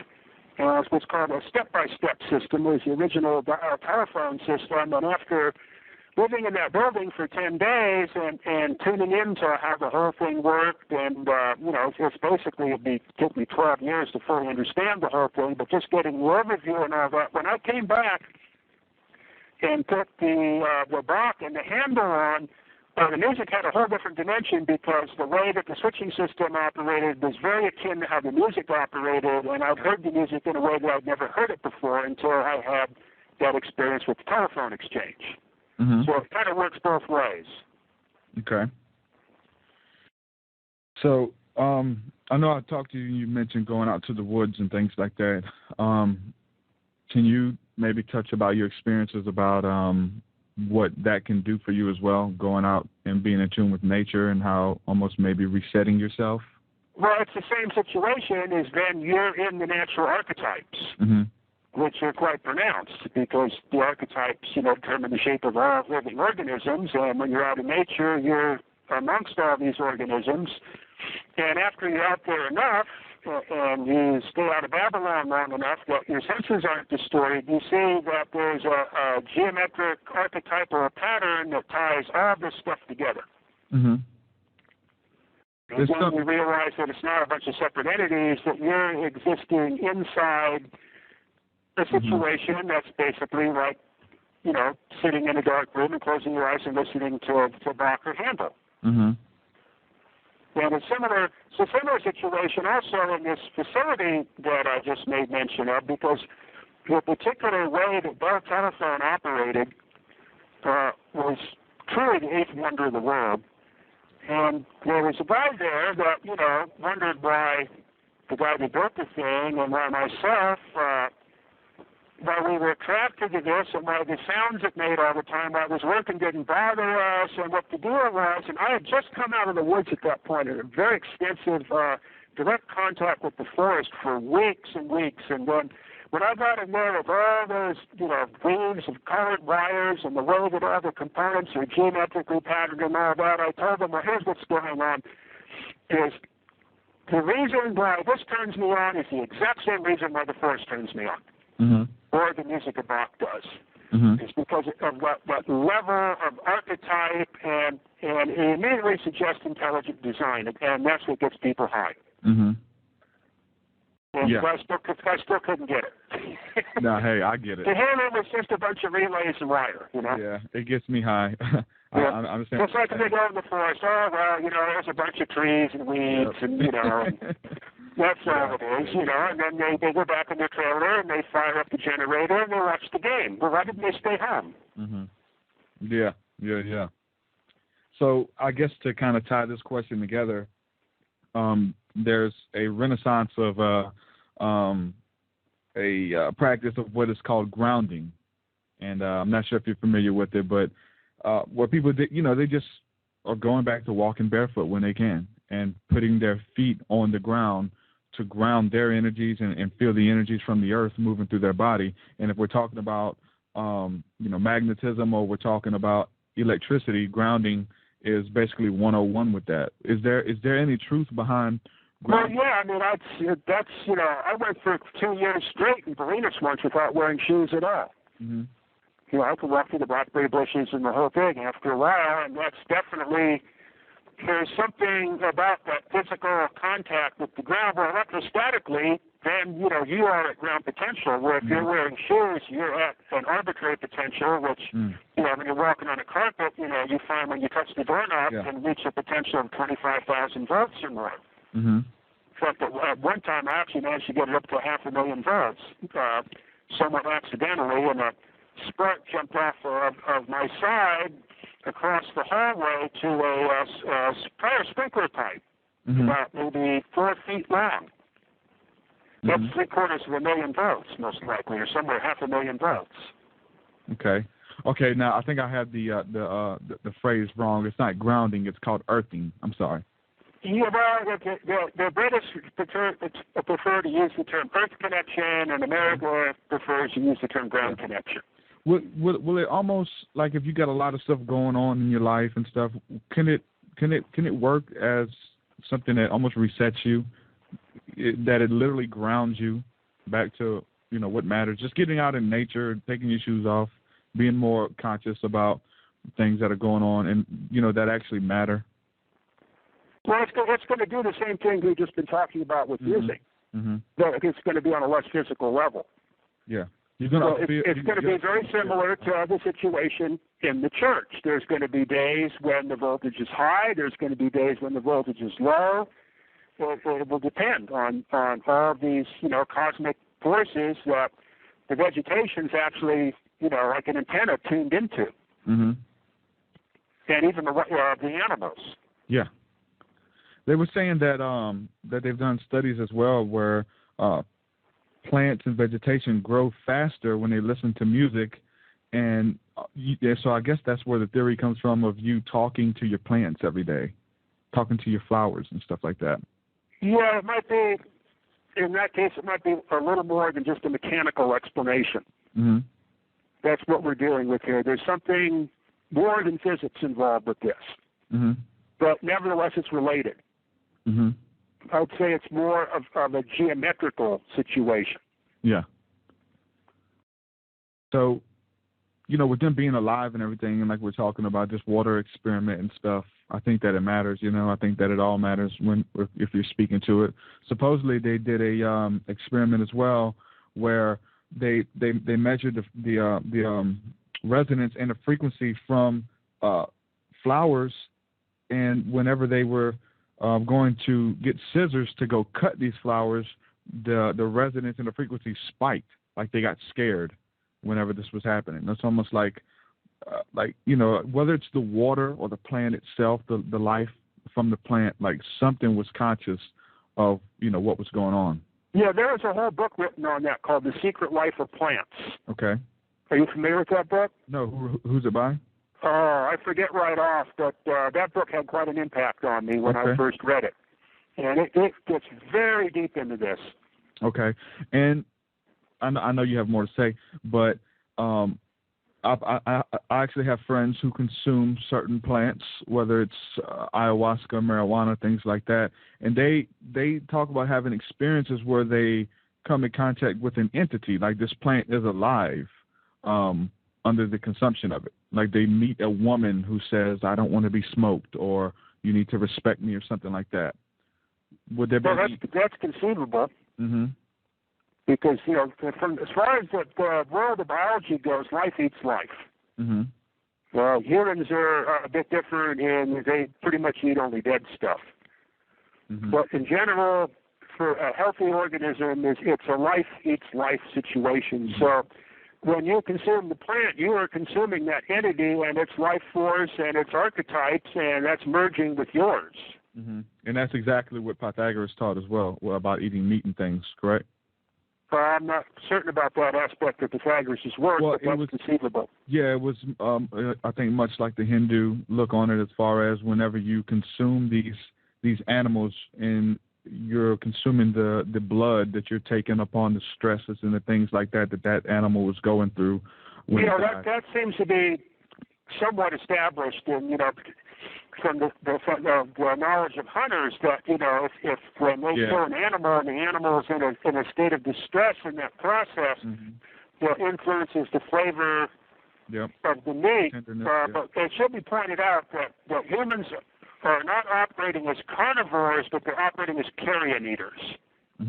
Well, a carnivore actually kills the animal and ingests its living energy. It's the life eats life situation. But You know, as far as crows and vultures and humans and many species of dogs, even though the aforementioned creatures, other than the humans, are designed to eat carrion, mainly because of the bacteria and the other things that are in it, and the life potential, the humans are blatant carrion eaters, and they're just eating, you know, the dead, rotting remains. And so it's going to be pretty much, there's going to be no energetic level at that point, but the influences are going to be, you know, pretty much physiochemical.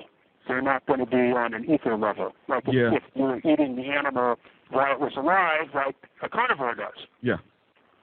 Yeah, I actually, you know, when I'm not eating right or something like that, or feeling bad because of my diet, consuming plants and vegetables, fresh plants and vegetables, I can feel the life. I can feel the energy coming into me. I'm real conscious of it, and I can actually feel it. I feel 100% better after consuming that. If it's been a while since I had fresh plants and vegetables, I can literally feel it. Yeah, well, it will actually regenerate your body and heal it. So, I mean, these are the principles I use, because I don't, you know, there's no doctors available for me. I live in the bushes. You know, when I die, my body's going to be thrown in a ditch somewhere. So I've got to fix everything myself, just like my car. So, you know, if there's going to be anything screwed up, I can't have that. There is no doctor for me. So, you know, the way that I affect that is a living food diet. And that will cause my teeth to regenerate and any damage to my body to heal, and it makes me resistant to diseases and heat and cold and injury, and my senses are very acute out of it because I'm sticking to the biological principle of life eats life. So if I'm a living entity, I consume living entities to maintain my living energy. Otherwise, then I'm just an ambulatory corpse living on carrion. That's what basically most people in this society are, is they're the walking dead. And I think that's by design. Would you agree with everything we've been talking about? Yeah, and it's becoming very symbolic because, the satanic images are tattooed all over people's bodies, and their automobiles are in the shape of it, and the whole thing's becoming a society of death worship. Everything has got skulls and knives and axes and blades, and virtually every third, fourth person in this town has an emblem of some kind of skull or destructive device to kill emblazoned on either their body or their clothing. Yeah. All that, yeah. So it's not, this society is reaching its terminal phase. It won't make it much longer. Because it's strictly a fanatic worship of death and destruction. Yeah. But there is power in returning back to the source, correct? And we'll see. Yeah. But yeah, I mean, there's no amount of weaponry that's going to fight your way out of this thing, because it's highly organized and it's got more than you do. Yeah. So the only thing you can do is to switch the whole thing around and operate on the primary level of, of what we've been talking about, the Pythagorean and the powers that these people had back then that are forgotten now. I mean, I'm exactly, I think I'm with you 100%. I don't think that the New Age movement, or a lot of people who are, waking up to a lot of this stuff, whether even if it's the Christian church or whatever, to wake up to these ancient principles that have been lost. I think that it will help us in our personal lives, like everything you've been saying, and it's actually helping you. But so I think that's why people find health, peace in acknowledging a higher power, someone who maybe will come through at the end and help us from these demonic beings who are controlling everything that's going on. I know it can't end this way. I think it might, but I think people have a hope that there is something that's going to happen, whether you believe in God, whether you believe in Jesus Christ coming back, or ETs coming to save us in the end, who have been watching over us the whole time and are eventually going to be like, okay, enough is enough. Do you have any hope in a higher power that something is guiding us that may be a little bit more intelligent and have our best interest in mind that's out there? Well, No, I mean, I kind of look at it more from, like a military standpoint. Okay. But, it's either going to be evasion or defense or some type of situation. When you look at things from the biblical standpoint, the human race has never entered such an era of disnality, ever. Mm-hmm. Ever. Okay. Has anything like this ever existed? Mm-hmm. It's by definition, in those levels of understanding, it's terminal. Yeah. Now, we don't know what the time constant is. Mm-hmm. So it's like, we know the circuit's overloaded, but, is it a 60 amp fuse, or is it a 70 amp fuse, or is it a 100 amp fuse that's going to blow? We don't know what the size of the fuse is. Mm-hmm. But it's going to blow. Yeah.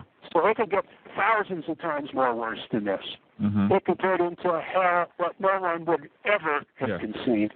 To me, it already is. Mm-hmm. If I went and I grabbed Martin Luther or J.S. Bach or Kepler or any of these people that created the world that I exist in, and I transferred them to here, and I had them walk out the door and look out in the street in this town, they would immediately go insane. Their brain would explode because they know that they were in hell.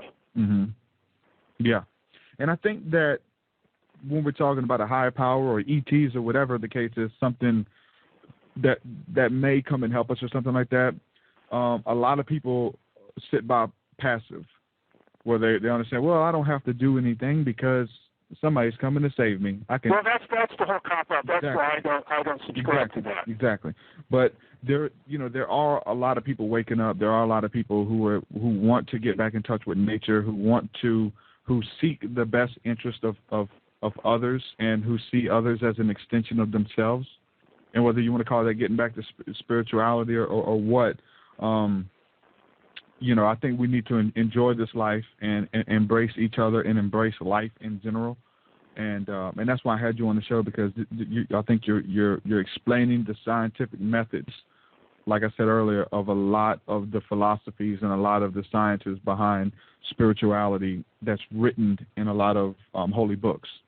So I think the whole, Jesus is coming back to save us, or Buddha or Muhammad or whatever, is actually used as a cop-out, because people, they tend to not do anything, or they actually makes me angry to watch these people, behave the way they do, and think, I'm going to be saved and I'm going to go to heaven, so it doesn't matter. Yeah, fuck the earth. I'm okay. But the thing is, I tell these people, and it angers them. I go, it doesn't work like that.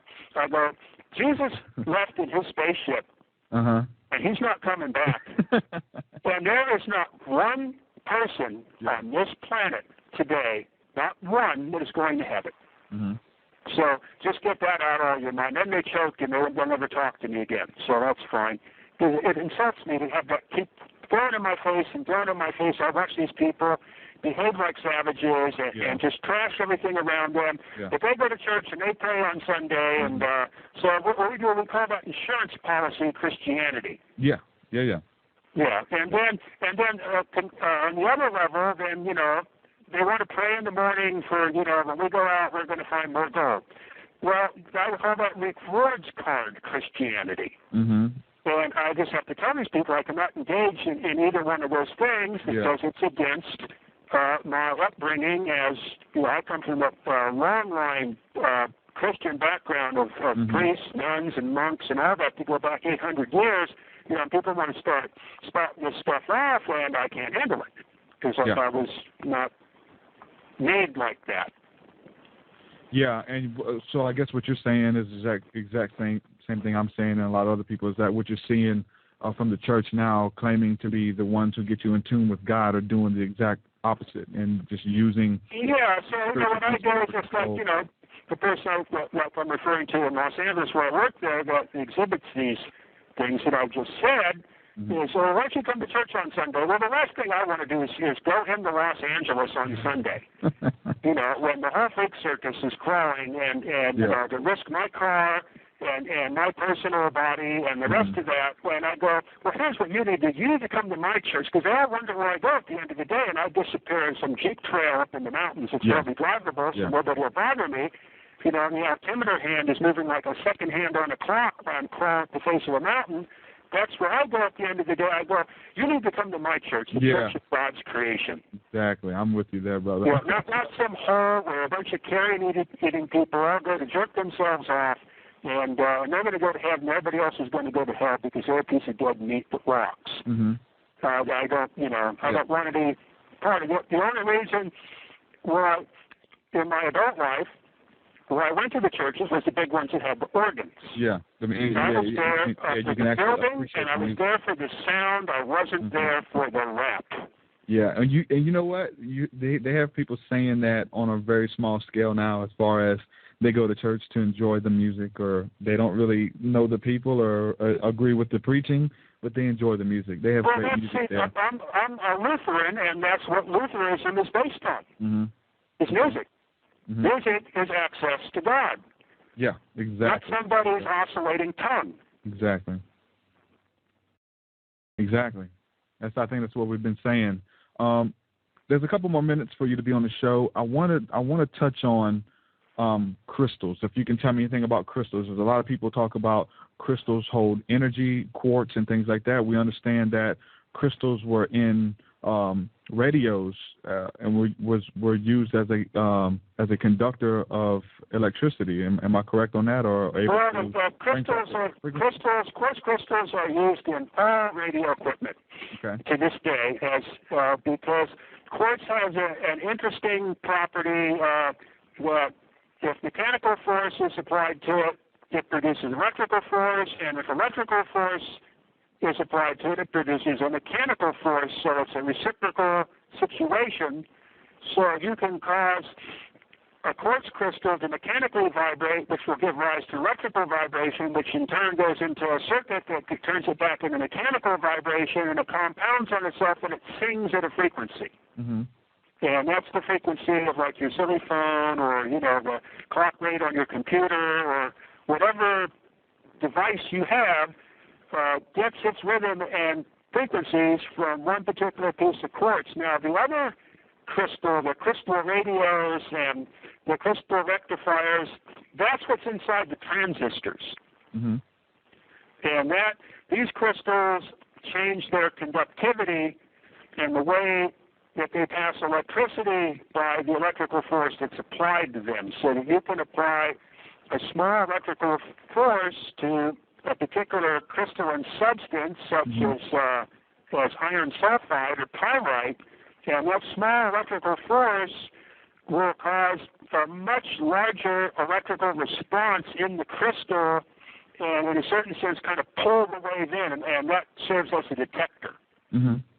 So normally the feeble radio waves or electrical impulses are not strong enough to cause a mechanical action on a relay or anything like that. But if you apply that to the crystal changes inside, and all of a sudden the crystal turns from one electrical state to another and lets you know this thing's there, and then it will close a relay, or, if the oscillations are fast enough, it can move the armature on a speaker. And these devices today are known as diodes and transistors. We did so those are the two different types of crystalline applications in electricity. For quartz, now, you can go beyond, but, we're in a continuously changing electrical field of varying intensity. Well, that has an influence on all the quartz. Then, of course, you have all the quartz, and the mechanical stresses on that have the influence on electricity, and this has a lot to do with my telluric wave research and earthquake things and stuff like that. Is just the massive quantities of frequencies and waveforms being produced by the Earth, and it's very difficult to account for exactly how they would come about from the way geologists and physicists describe the construction of the Earth. But that's a whole different topic. Yeah. I've got somebody that's going to be calling me for an interview here shortly on that subject. Okay. And because that's actually, that's the project I'm engaged in here. right now with the government and all that, and we just got our funding to go, work on our polls and the whole thing to be able to tap back into this again. It's going to be quite an effort. We actually just did a podcast about crystal magic and about the energy that is stored in crystals and actually released from crystals as well. And we kind of likened that to the scepter of a king or the staff of a magician with the crystal on the end of it, and where there's thoughts or frequencies to be released as an extension from the hand and released at the end of the rod or the end of the staff, to bring about magic. And whichever type of magic you want to deal with, there's a lot of different types of magic, and as far as frequencies and vibrations and causing things to happen differently, and that's what we've been talking about the whole show: sound and vibration. And the crystals are very highly organized chemical and electrical patterns, physical electrical patterns, however you want to describe it. So that causes them to be archetypes. Mm-hmm. So a crystal, in a certain sense, is very similar to the Chaldean and Pythagorean concept of the number. Uh-huh. So it gives it a power on that level that's beyond electrical or physical explanation. Mm-hmm. On the bottom level. You're dealing with archetypes again, formative forces. And again, that's going to be modulated by the overall cosmic induction, which changes, from minute to minute and day to day. So this, so they have their own equation, each crystal, whether it's an amethyst or a ruby or something like that, correct? Everything's going to be different, right? Well, they're all going to have their own archetype. Mm-hmm. In other words, if you break them down or, you fracture them and look at the patterns, they create the same pattern. They're a specific form. No matter how fine you divide mm-hmm. them, they're still the same shape. Okay. And that serves as an archetype.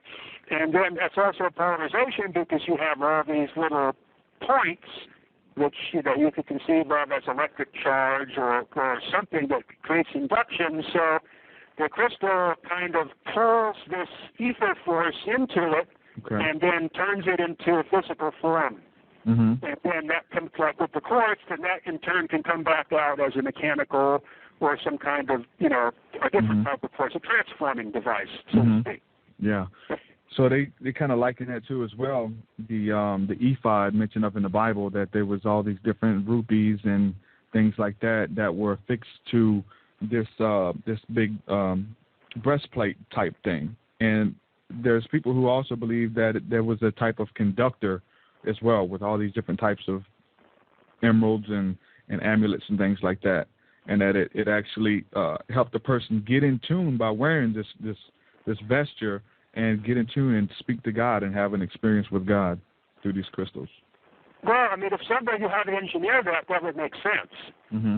Yeah, and that's one of the applications of gold also. Gold is one of the few metals that has direct electrical contact to the ether. Mm-hmm. And one of the reasons why it's used in electrical contacts and all that is it's hard to get gold in a situation where it doesn't have a surface conductivity. It will not form an oxide or something that will block off direct electrical contact to the environment. So that immediately suggests its use as some kind of antenna surface. Uh-huh. So there's a lot. The gold was not, in its original, application with humans was not something to hoard for, its E equals MC squared reality, but was something that allowed you to receive or contact. Mm-hmm. So it's postulated that the pyramids in Egypt, when they were completed transforming apparatus and not skeletons like they are now, is there was a layer of quartz and then a layer of gold on the outside of that, and this thing was basically a giant electrostatic condenser of sorts. Mm-hmm. Beyond, the medieval churches of Europe. Yeah. So we're talking about, tampering with these different frequencies, electromagnetic fields in the body. Inductions is a proper word for it. Okay. I said tampering. So. Yeah, because there may be frequencies or there may not be frequencies. And electromagnetism is a very specific geometric relationship between the dielectric and magnetic fields, but those fields can take on numerous other configurations that, have been erased from the textbooks. Yeah. Well, and the secret societies, like the Masons and whatever, not all this conspiracy stuff, but the real stuff, back to the Pythagorean sect and all that, these were the holders of the engineering secrets of how to do these things, so they wouldn't become lost. So when the time was right for the human race to re-engage in this, the information would still be there. So this is definitely not the time now. The human race is not in a position where, it's already making enough of a mess with the low-level, coarse fields and inductions that it has access to. God knows, what it would turn into if these people were able to take it to a higher level. So this information will always remain occult as long as that's the human condition. Hidden. Yeah.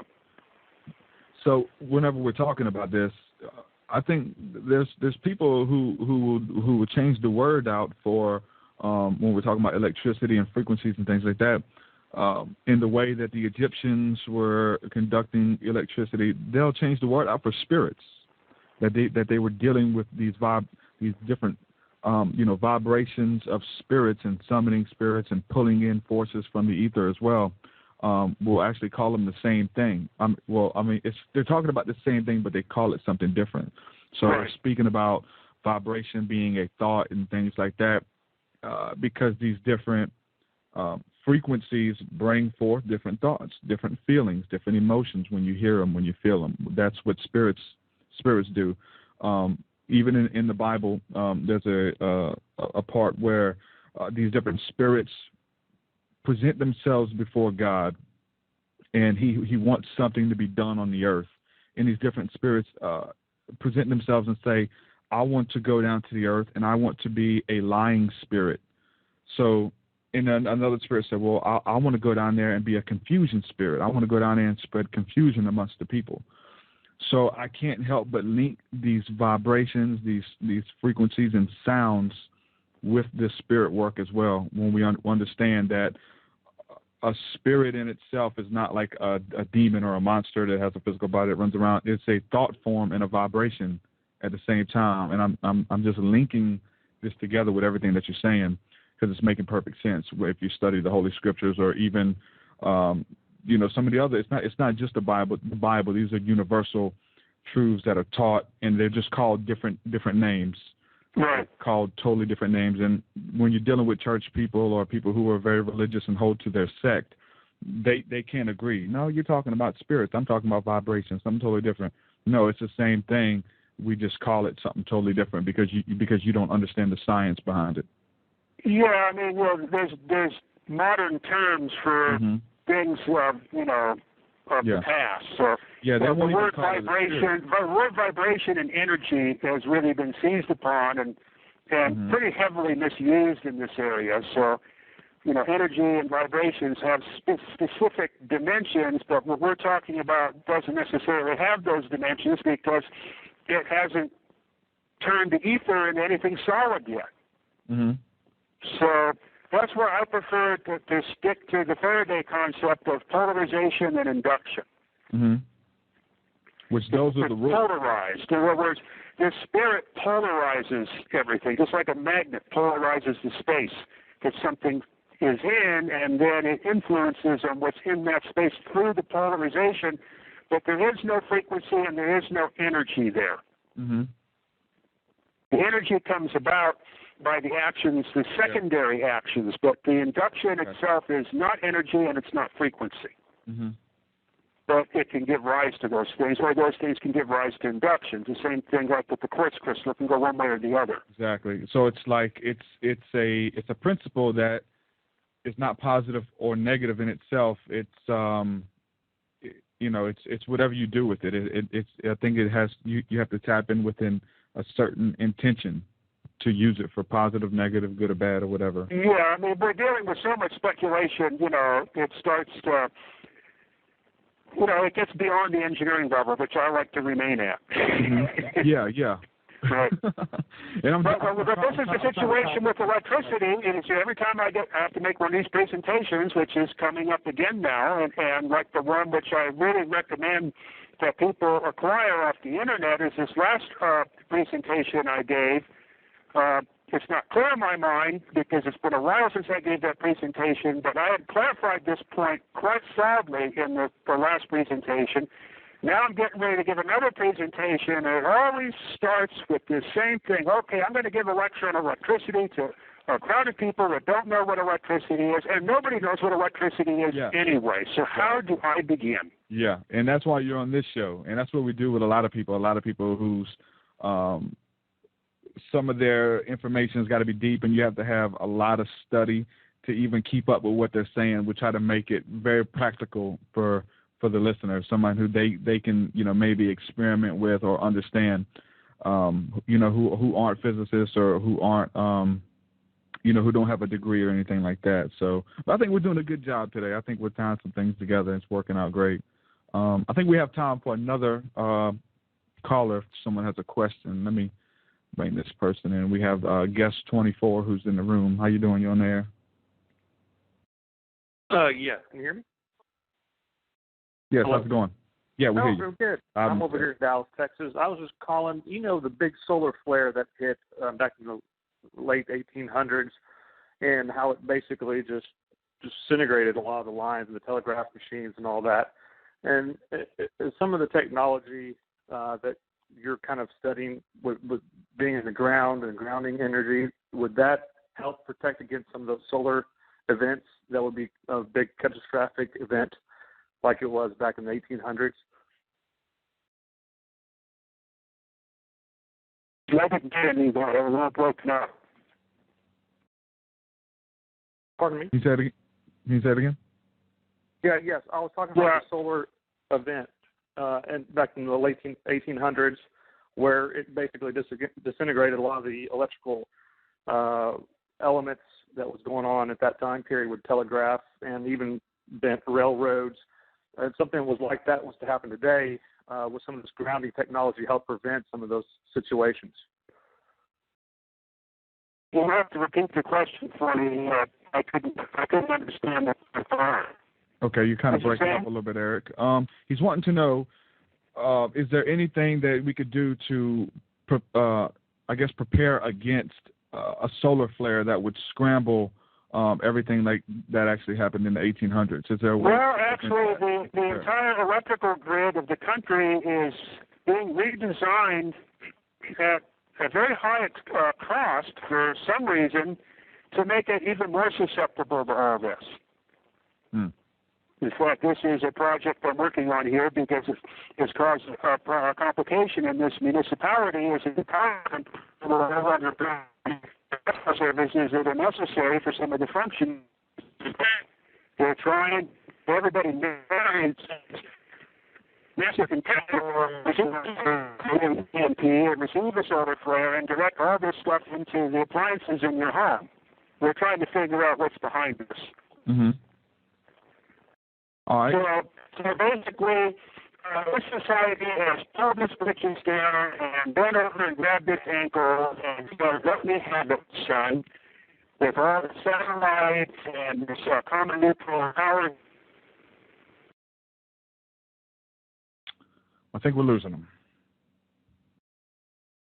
Eric, okay. I think we lost Eric. So, awesome interview, if I say so myself. One of my favorites so far. Some awesome research and some awesome things that we tied together and spoke about in this interview. So, with that being said, you could check out his work at ericpdollard.com, ERICPDOLLARD. He's got a bunch of videos posted, a lot of interviews that he's done, and there's a couple people working to try to help him get some of his stuff out there to the masses. So there's other people connected who are following his work that you can link in with on Facebook and Twitter and some of the other social networks to help spread his videos, his messages, and if you will, help get this podcast out there so we can cover more topics very similar to this one. So This was an awesome podcast, and like I said, it's going to be one of my favorites. So just to break it down on a very layman level, understand that music, sound, and tones is all vibrations. Everything is moving.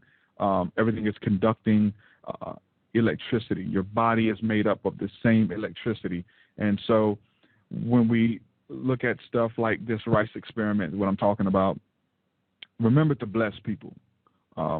Remember not to curse people. That your words and the music and everything you're taking in, that even the things that you're looking at, the colors that you're looking at, all affects your body, all affects your mind in a good way or a bad way. So the Bible says, choose life that you may live. And that's what we're saying. Choose life. Speak life. Because the power of life and death is in the tongue. So with that being said, you can check out my music, check out my work at truthseekermusic.com. Truth, SEEKAH, music.com. Subscribe to me on YouTube, youtube.com/truthseeker777 is the channel. And hit me up on Facebook. And if you want to come on the show, or you know anybody who would like to come on the show, you can send me an email or an inbox question or something like that, and we'll try to make it happen. And with that being said, we're going to say thanks for everybody tuning in. Thanks for everybody listening to this whole show. And like I said, please share the information. If anybody would like to give to Eric, you could do so on his website, ericpdollard.com. If you would like to support the Awakening podcast and the music that we're bringing forth as well, you can do so at my website, truthseekermusic.com. There is a donation button there. It'll be greatly appreciated, so we can get some advertisement and get this information out there to the masses. So thanks again for sticking with us. With that, we're going to say shalom and peace. Thank you, guys. Would you say that we have to give up our perceptions of how it's supposed to show up? Exactly. That's one of the main things is people have a preconceived idea and they have a lot of demands, and they usually have to lose that before anything can happen. Not agnostics, researching the records of Cossack. In a temple, I'm lay prostrate like the mystics is and the prophets. Christian mysticism, practice biblical cryptic wisdom, cosmic universalism, transcend and elevate past your schism, ecstatic intoxication, receiving the affirmation, offering prayers and supplication. The spirit is guiding my sanctification. Hebrews 6, I'm leaving the basics, staring at clouds and counting the spaceships. Body goes numb, it's a great sensation. I wrap shit up to heaven and places. The energy, it enters me. I vibrate at a high rate of frequency, eliminate all doubt and unbelief from within. I'm a transformed